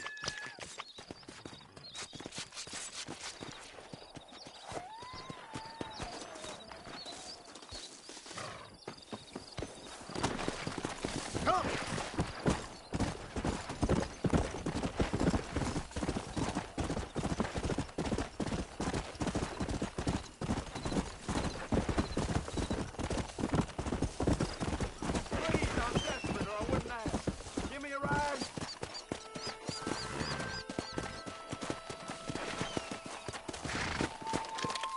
Hello, mister. How did I get myself here? Here!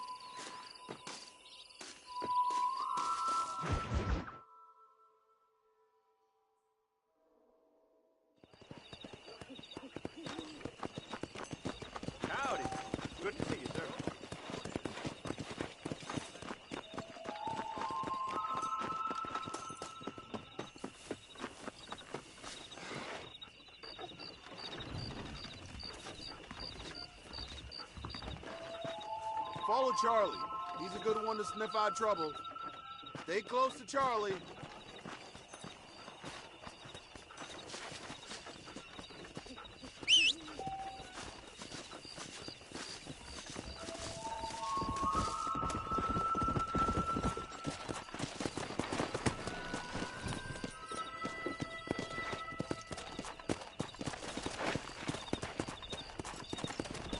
Let's go.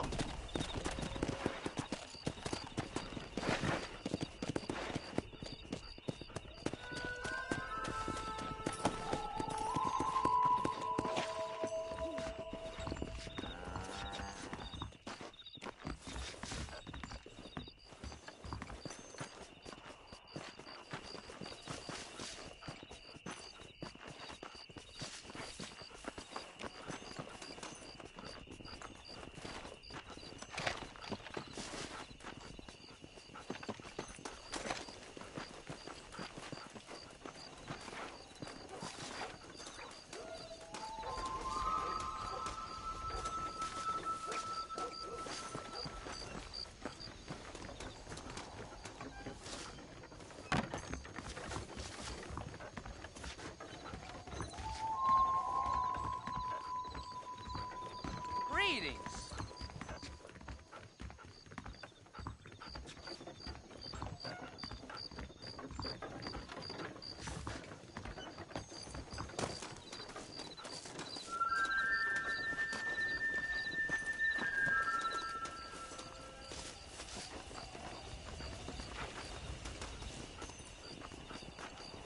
Show me where he is. Where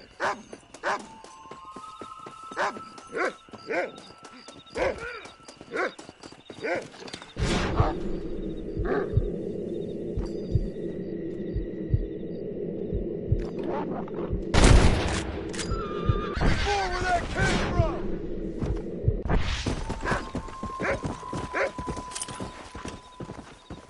Can I have this? Thank you.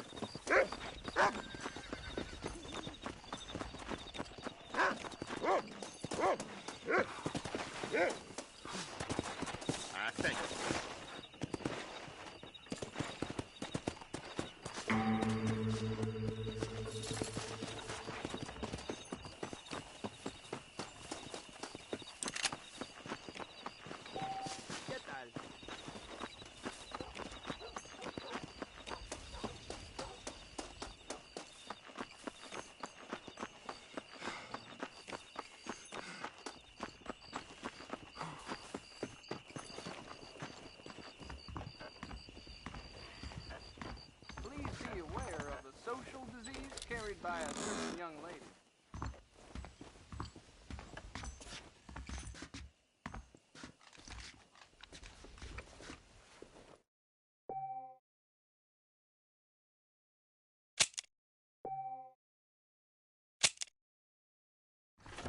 Sale, but I'll take a look at any extra stuff you're carrying. ¿Qué tal?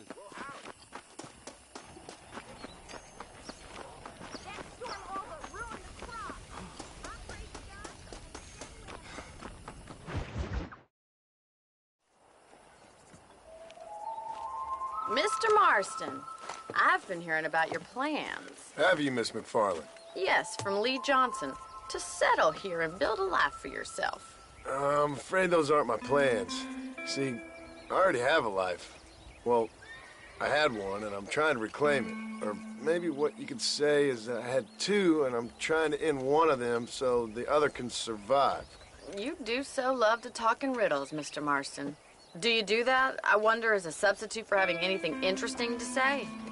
Probably, Miss McFarland. Oh, call me Bonnie, you fool. Call me Bonnie. Miss McFarland, I'm married. I have a son. I had a daughter, but she died. Years before that, I rode in a gang. We robbed banks, trains, held people ransom. We killed people we didn't like. Bill Williamson was in that gang. Now, if I don't capture my former brother in arms, great harm will befall my family. Now, I don't suppose any of this is very interesting to you, but I hope it explains why I wasn't so eager to talk about it. No, I do understand. I had no idea. You poor man.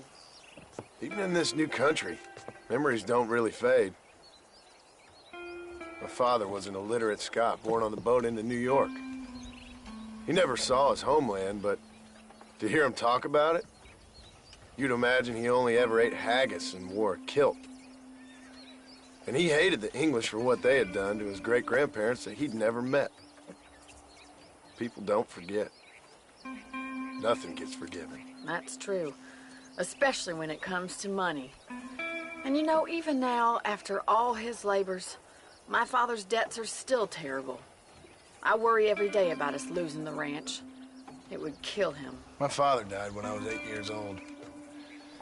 His eyes were, well, let's just say he was blinded in a bar fight south of Chicago. My mother died during childbirth. She was a prostitute and he was her, well, I don't know what he was. So I was sent off to an orphanage and ran away and fell in with a gang. My word. What a difficult life you've lived. The leader of the gang taught me how to read, taught me how to see all that was good in the world. He was a great man in a way. But you killed people. Sure. And I've suffered for it. And that's the life I left, or tried to leave. Said too much, Bonnie. I'm an uneducated killer, sent here to do all I can do well. Kill a man in cold blood so that another man may do his part to cut crime in an area, and a rich man can be elected governor on the back of these promises. Civilization is a truly beautiful thing, Mr. Marston. Listen, can you help me? Well, I can try. What do you need, money? No, nothing so complicated. I need an extra hand to take out the herd to pasture. Sure. Point me in the right direction.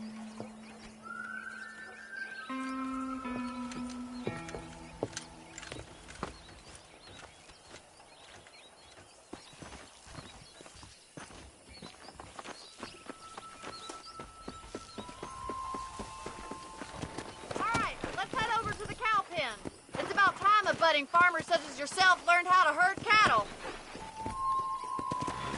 Yeah. Giddy up! Thank you for telling me all that back there. It must have been hard for you. I hope you understand now why I've been playing my cards somewhat close to my chest. I didn't know you had a wife and child. Then again, I don't think I ever asked. They're lucky to have a man like you. I ain't so sure about that, but thank you. Good to see you, Miss McFarland. Whoa!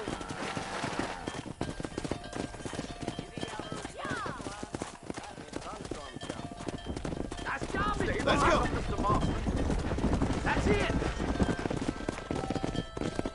He's got it. Drive them down the road, Mr. Marston. Come on, boy. Come on. There.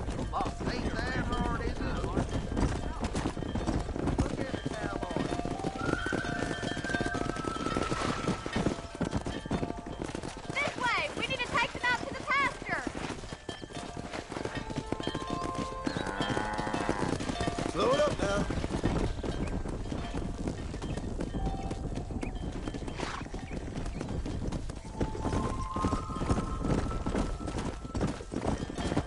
Slow up. Whoa, whoa.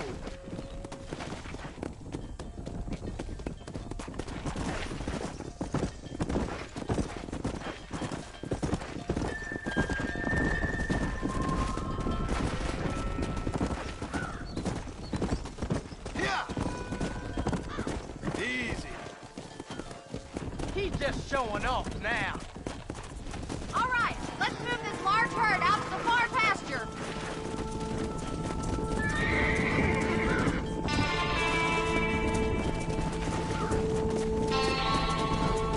Swing back and forth behind them. Keep them nice and tight.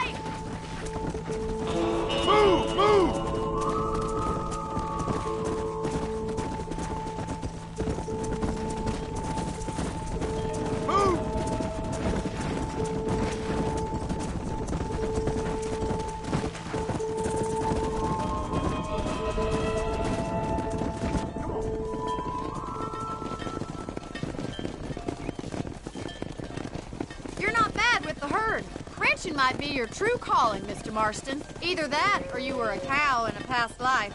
Thank you, Miss McFarland. I'll see you later. I have work to do back at the ranch.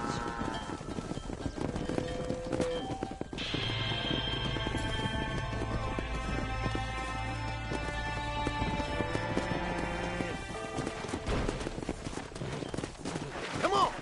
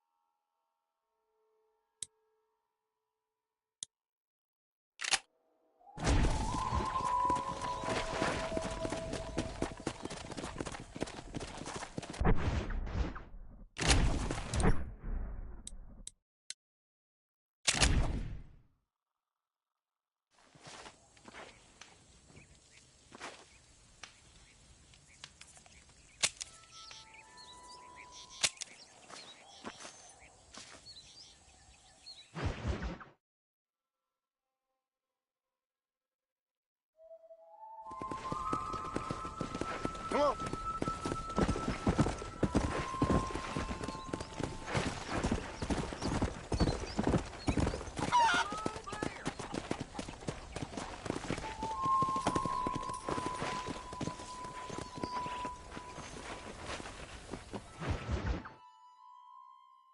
Well, hello, Mr. Marston. How are you? Fine, thank you. How are you? I'm fine, thank you. Did you meet my father? John Marston, this is my father, Drew McFarland. Pleasure to meet you, Mr. Marston. Please. So, my daughter informs me that you're here on some secret mission to remove some undesirables from the county. Something like that. I'm grateful for the hospitality, sir. Well, you know, we've lived here for 30 years now. Came here from the east. The land had never been settled. For 10 years, we fought the Indians. Tough men. Then we had outlaws, and we had drought, and we had smallpox, terrible winters, cholera. I buried more of my children than I raised. Sorry to hear that, sir. I've seen strong men wither and die under that unforgiving sun. That whole herds of cattle just take sick and die. But I've never once doubted my life here. No, sir. When I hear about this so-called federal government sending out agents to covertly murder and control people, then I start to worry.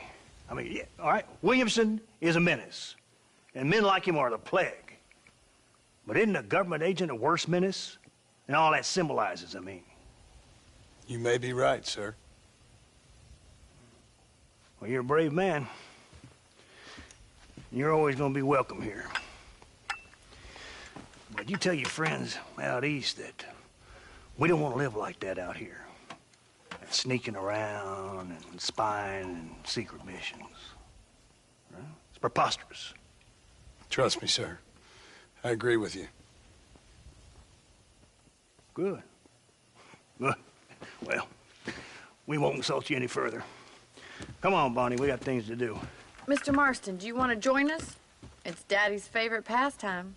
Apart from political discourse, that is. What is? Breaking in horses. Come on. I hear you're a pretty decent rider. For a city dweller, that is.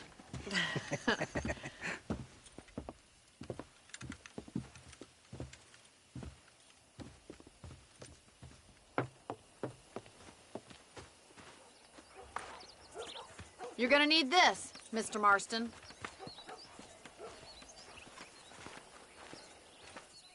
Let's see if we can put that new lasso of yours to good use. That ranch hand said there's a pack of wild horses nearby.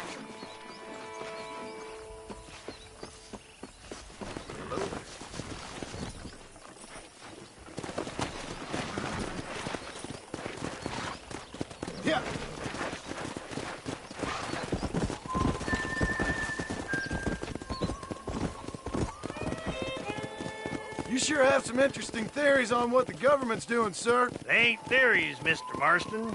I saw the telegram Marshall got from Blackwater. It ain't exactly a state secret who sent you. Well, is he wrong? I saw those men from the train. The government can go to hell if you ask me. Those sons of bitches would steal a coin off a dead man's eyes. Mr. Marston! He's right.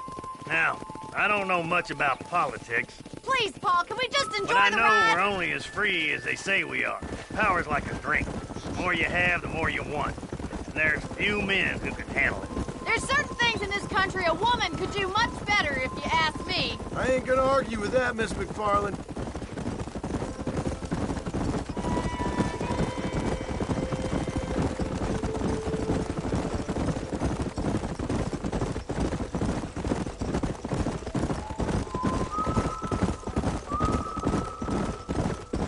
There's the horses! Get that lasso ready! Rope one of them for me, Marston!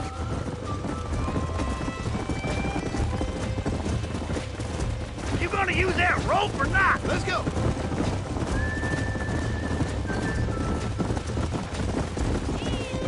That's it! Keep a hold of him now! Alright, boy. Now see if you can break it. Keep hold of that rope! That's it! That's it! Don't give up! It's all right! Let's see it, boy! You're doing Take it slow now!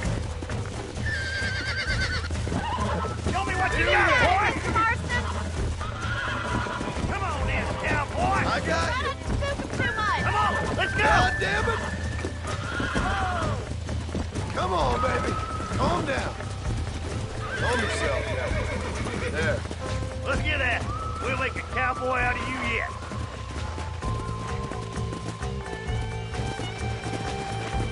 Mount up, Marston.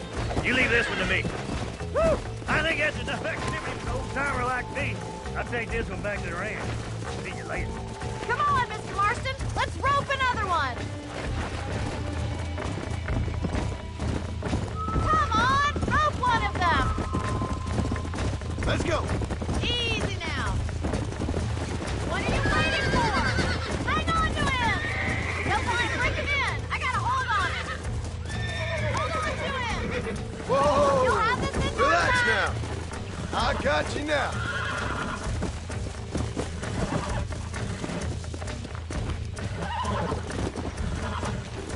Easy. Come on. Come on. Nearly got you.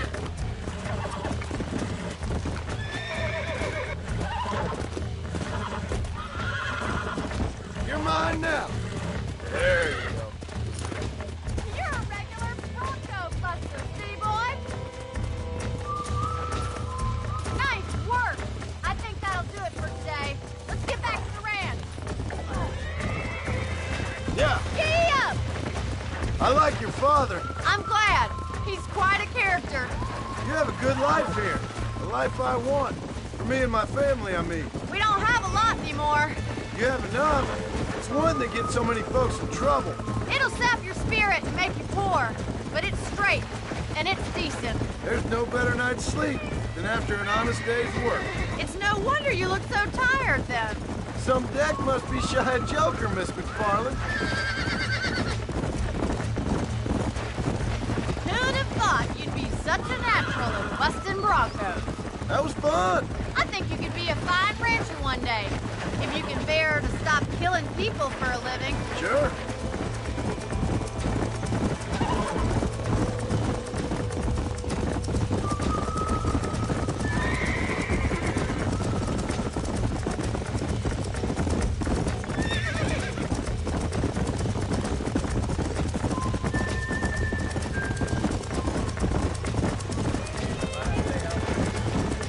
Yeah!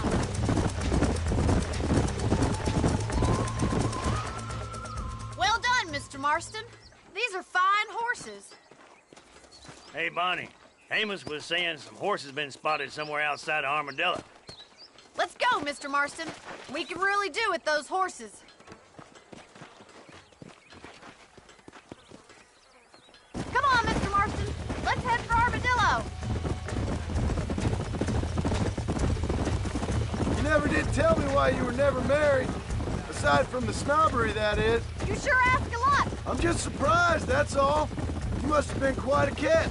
The fact that you're talking in the past says it all. No, that's not what I mean. You must have had some suitors, that's all I'm saying. Some, I suppose. Here and there. A ranch in the middle of Hennigan's Stead ain't really the place to find a husband. Amos, he's a little, well, you know, countrified.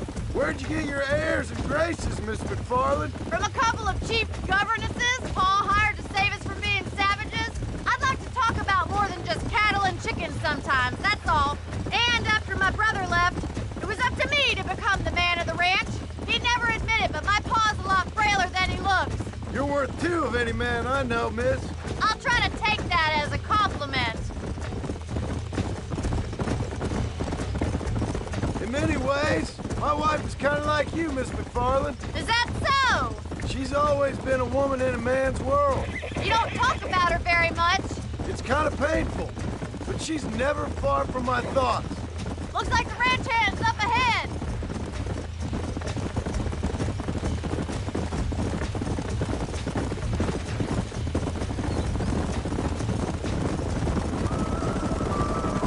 Let's drive them up the canyon where it narrows. We'll trap them there.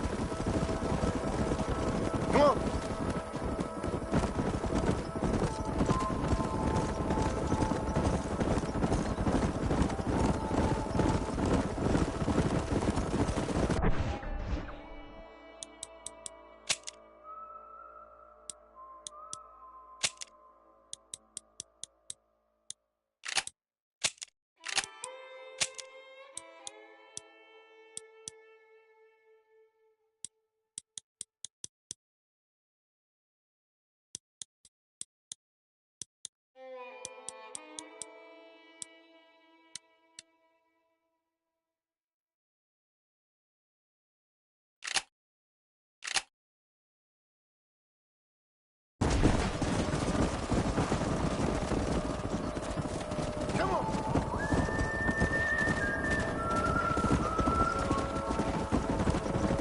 Stay with the horses. I'll give you a signal when we're ready for them. Right you are, miss.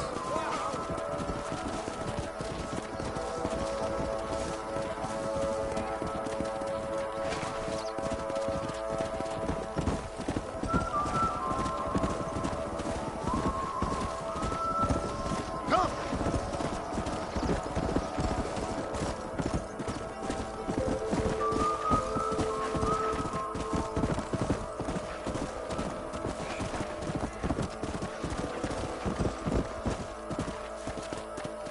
Come on. Come on, easy up now.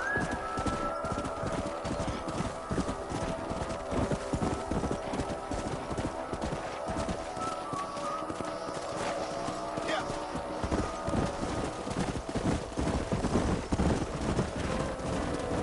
Let's go.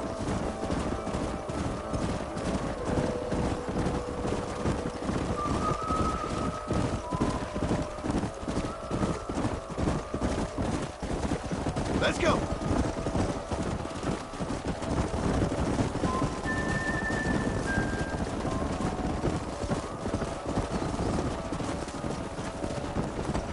Come on.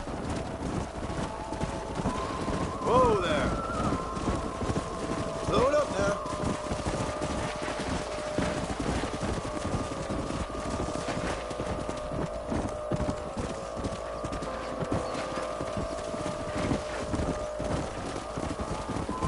Come on.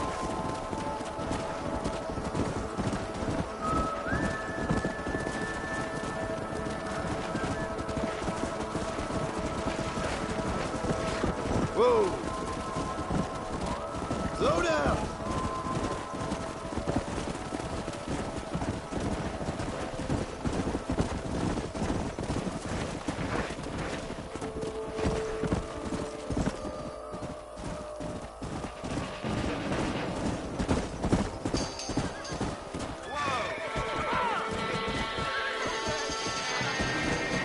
Looks like we got the lot of them. What magnificent animals they are. Hey, the stallion's getting away. Chase him down and bring him back. Yeah.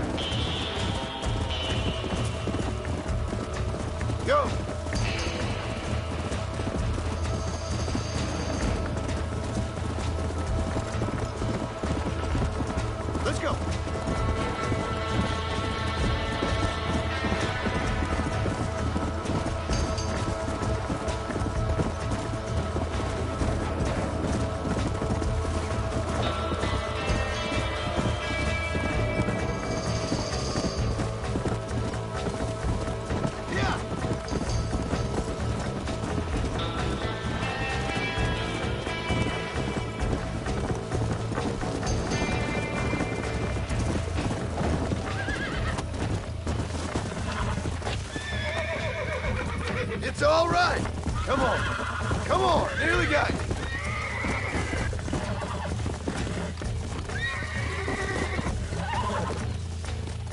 Whoa there. Nearly there.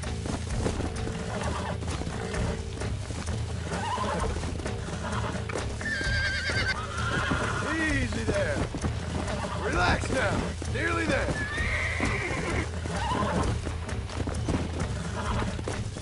You were a wild one. Come on.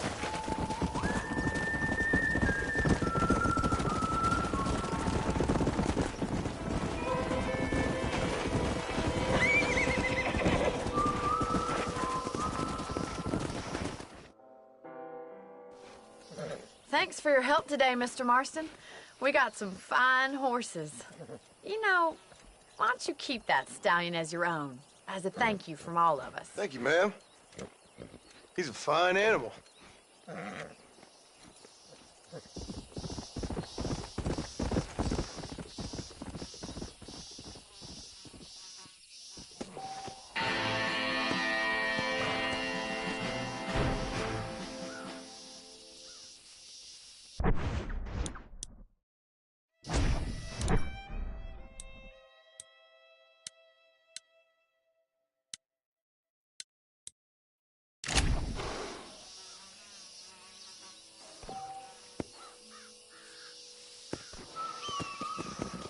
Come on!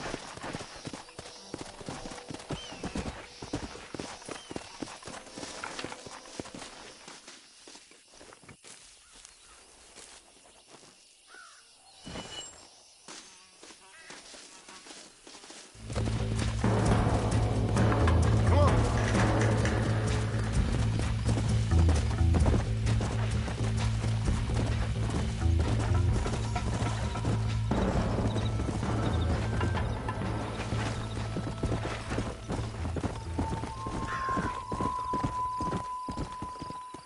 Hey!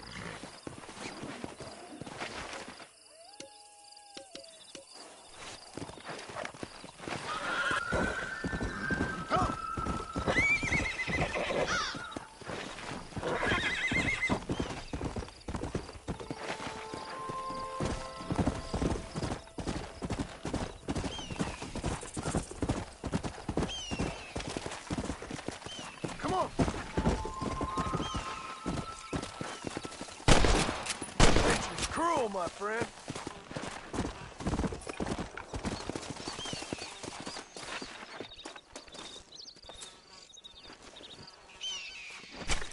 Come on, let's get this over with.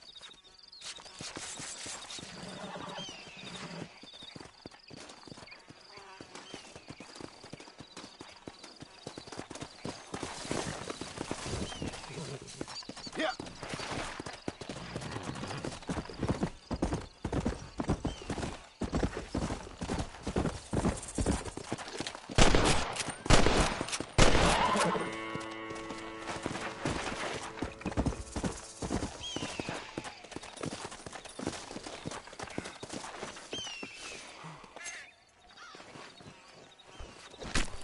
You stink.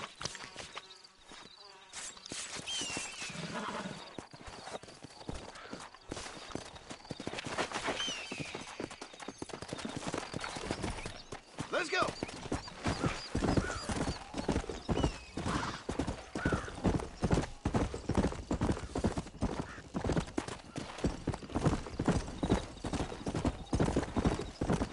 Come on.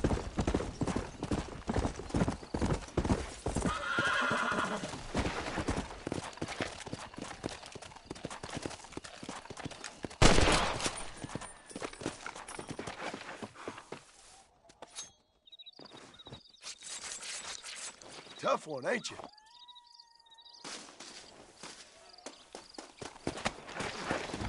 Let's go.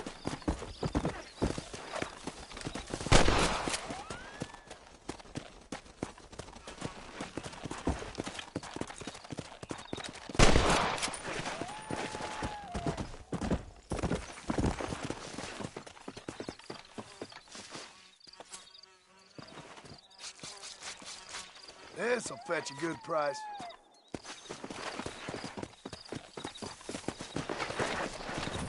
Come on.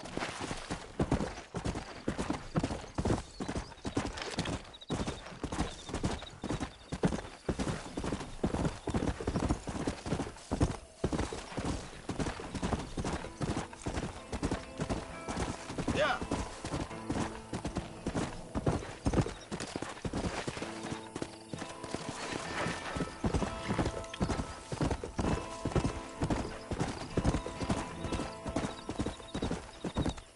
Go.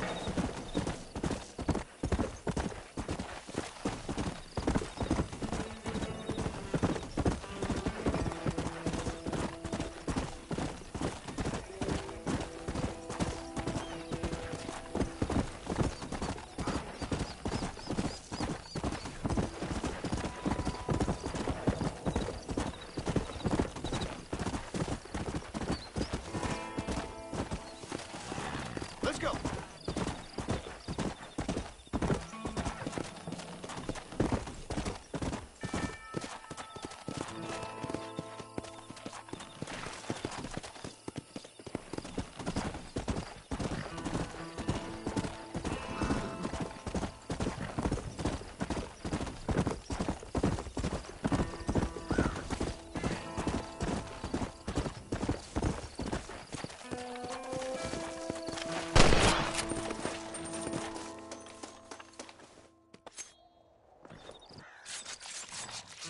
This is a messy one.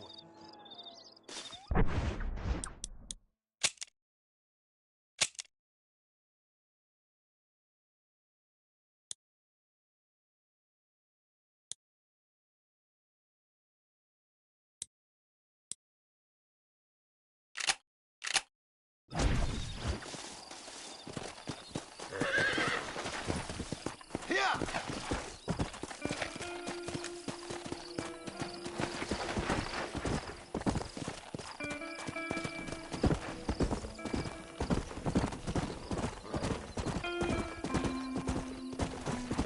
Come on.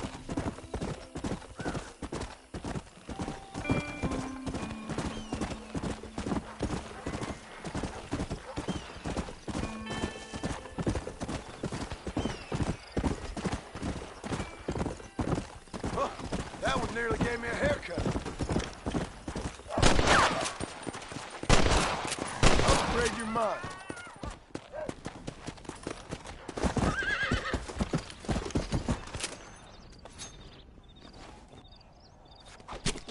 Oh, what were you eating?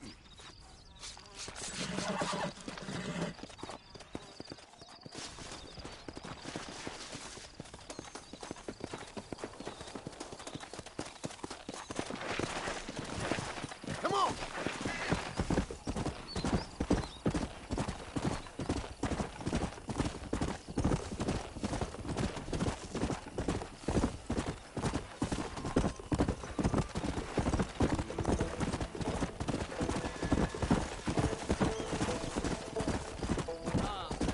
Come on!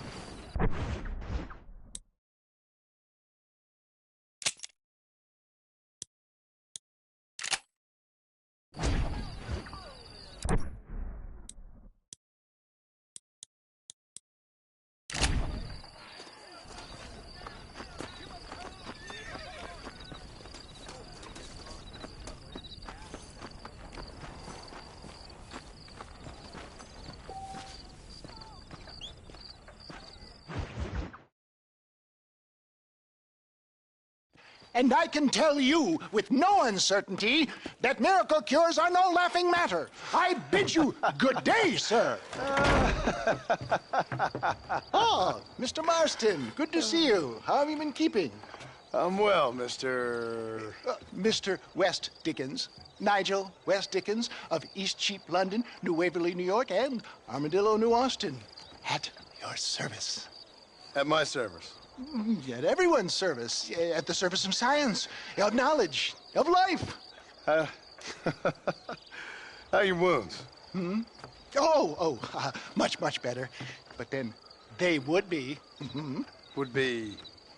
I know a cure for all ailments, Mr. Marston. Ah, I'm sure you do. And I'm sure for just $2 an ounce, I could live forever.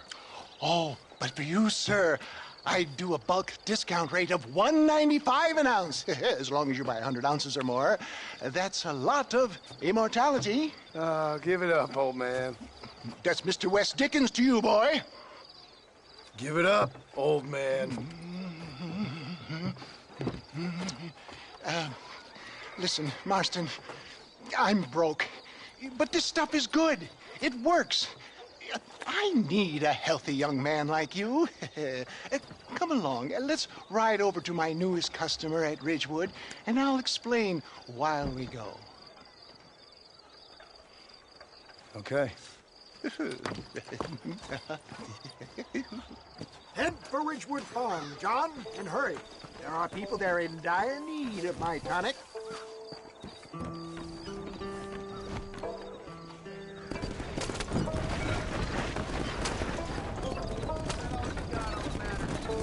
I heard about you, Mr. West Dickens. And I about you, John Marston. Hoodwinking the weak, gullible out of their hard-earned money.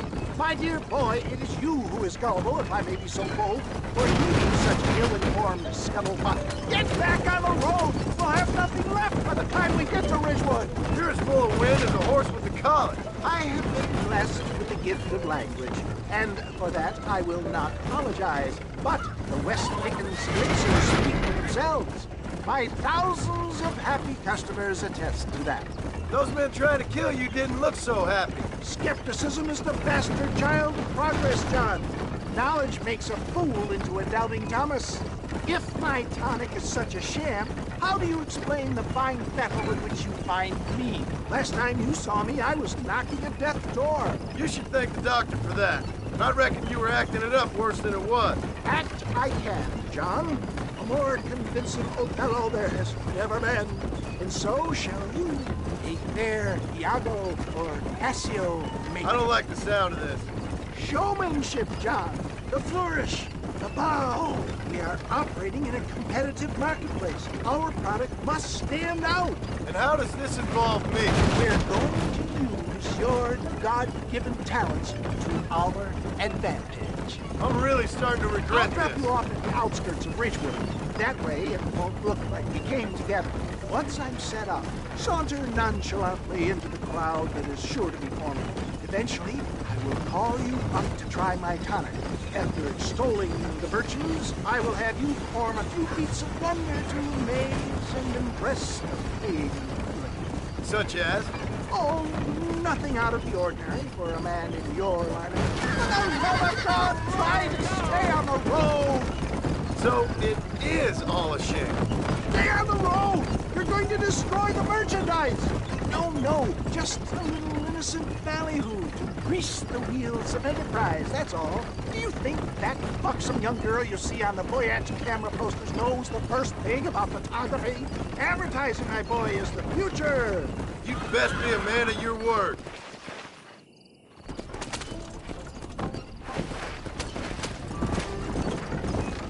Best you alight here, dear boy, so no one sees us arriving together. See you shortly, and remember, showmanship.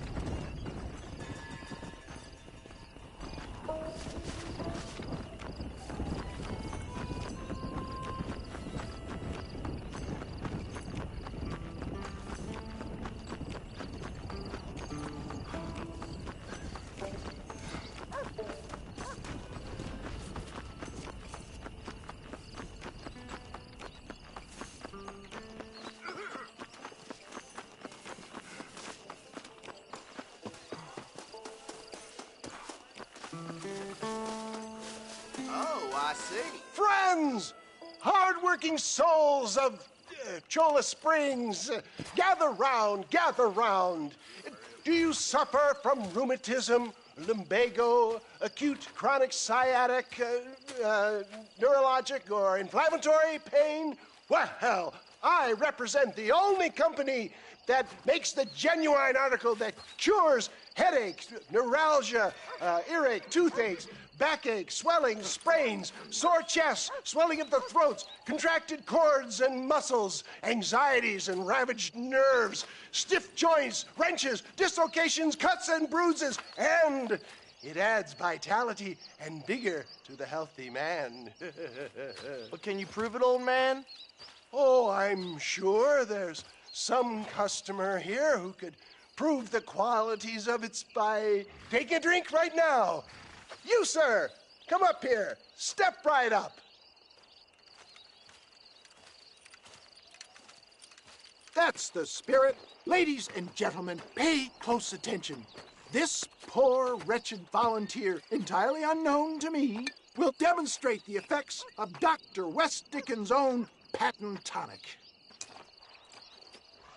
Be you a cowpoke or athlete, this miraculous elixir developed with the wisdom of the East keeps the muscles supple and relaxes the cords. It loosens the joints and gives a feeling of youth and vigor to the whole system. Not possible, I hear you say. Well, doubt no longer. Faith can move mountains, but I ask not for faith. I am a man of science, and today science will be vindicated. Your eyesight is greatly improved. Is that not so, friend? If you say so. That's right, it is. You heard him. What a good sport you are, sir. Now, gaze over yonder at that porch. If you squint, you may just be able to make out the skull that's hanging there. Go ahead, friend. Shoot that skull and demonstrate the miraculous eyesight you now possess.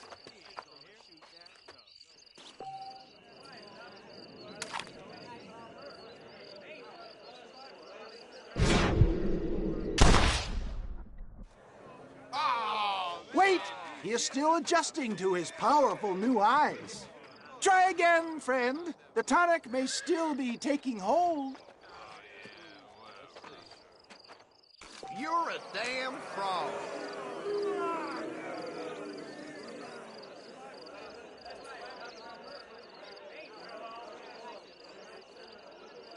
Remarkable! The eyesight of an eagle, granted by imbibing Dr. West Dickens' own patent tonic. Anybody can make that shot. This man is a fraud. If your eye's so damn sharp, why don't you try shooting my hat out of the air? My friends, our test case has been challenged to shoot a gentleman's hat out of the sky above our heads. You can fool these people, but you ain't fooling me. Right. Let's just see how sharp you is with a moving target. Right, friend. Here comes the throw.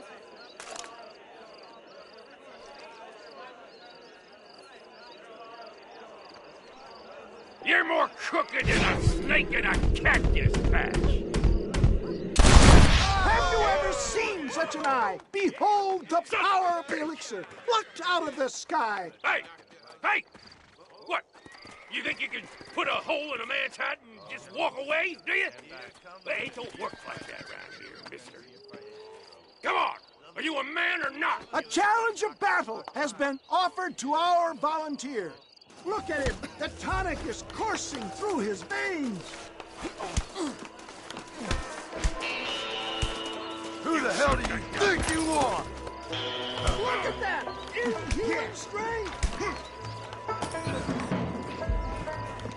Come on then, partner.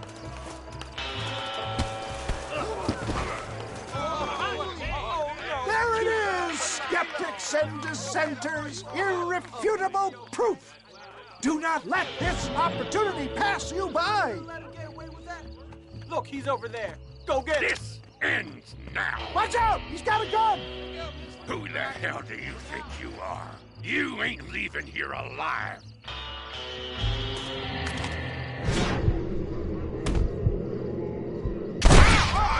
Marvelous shot, dear boy. The kind of deadly accuracy that can only be afforded by the West Dickens elixir. Come, I have plenty for all. fine. Get out of my way. Hey, where are you going? I want a bottle. Get me a bottle, please. One of them right here. Yeah, no harm in trying one bottle, I suppose. Well, I think that went kind of well, don't you? I'm just glad that my normal job involves either chasing after cattle or murderers. Not the likes of you, mister. Don't be like that. Now, if you'll excuse me, I'd like to say my goodbyes, head on back to the real world. Wait, sir. I've been thinking about your predicament, and I think I may have an idea. I've been thinking I could be your cunning Odysseus. Beware of the Greeks bearing gifts, sir. Williamson had better beware. We will make them into Trojans. I don't rightly get you. I want you to go and see my old friend Seth. He can come across as a little curious, but I'm sure you two will get on. He's most often found at Coots Chapel. He's very devout. Why see him? Because between him and me, we can get those gates to open for you, and you can walk right in, just like in Homer's great Trojan yarn!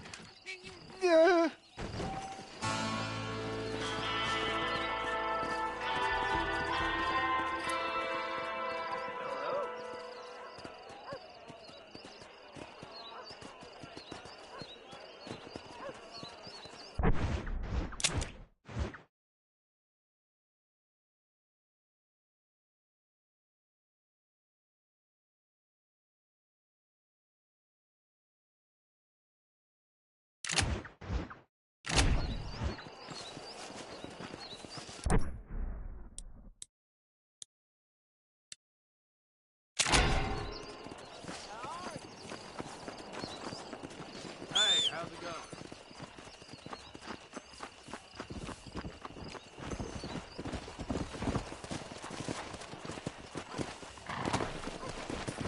Faster!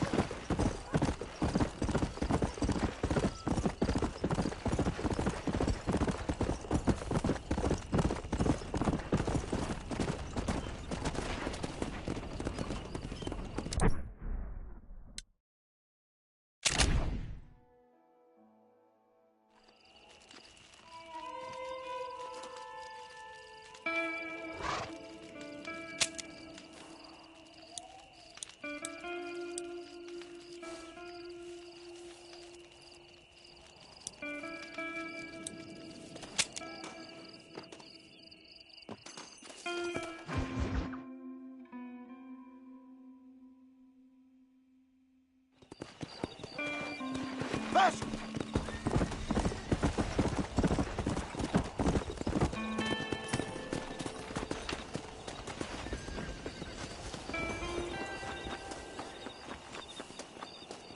Howdy. Get that. No doubt, no sardines. We got another rough winter ahead. Well, I'll be damned. Howdy. Want to play a game of horseshoes?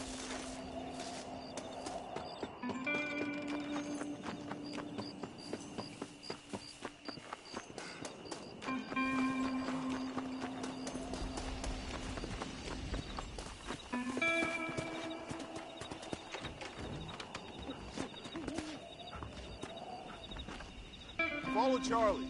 He's a good one to sniff out trouble. Stick next to the dog, mister.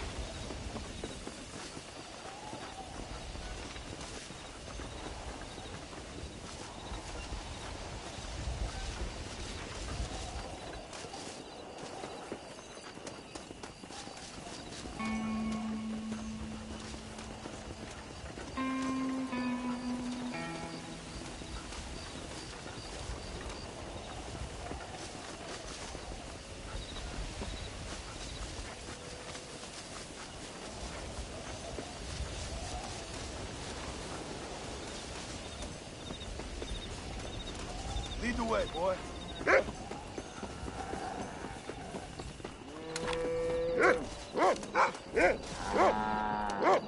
Don't let me catch you here again!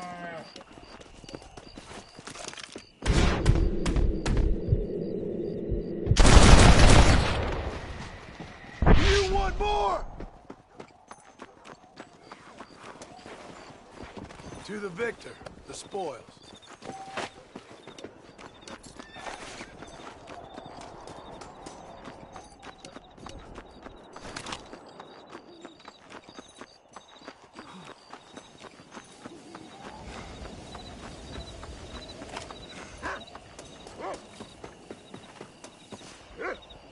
Thank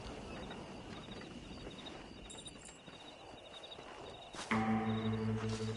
Excuse me, officer. Careful.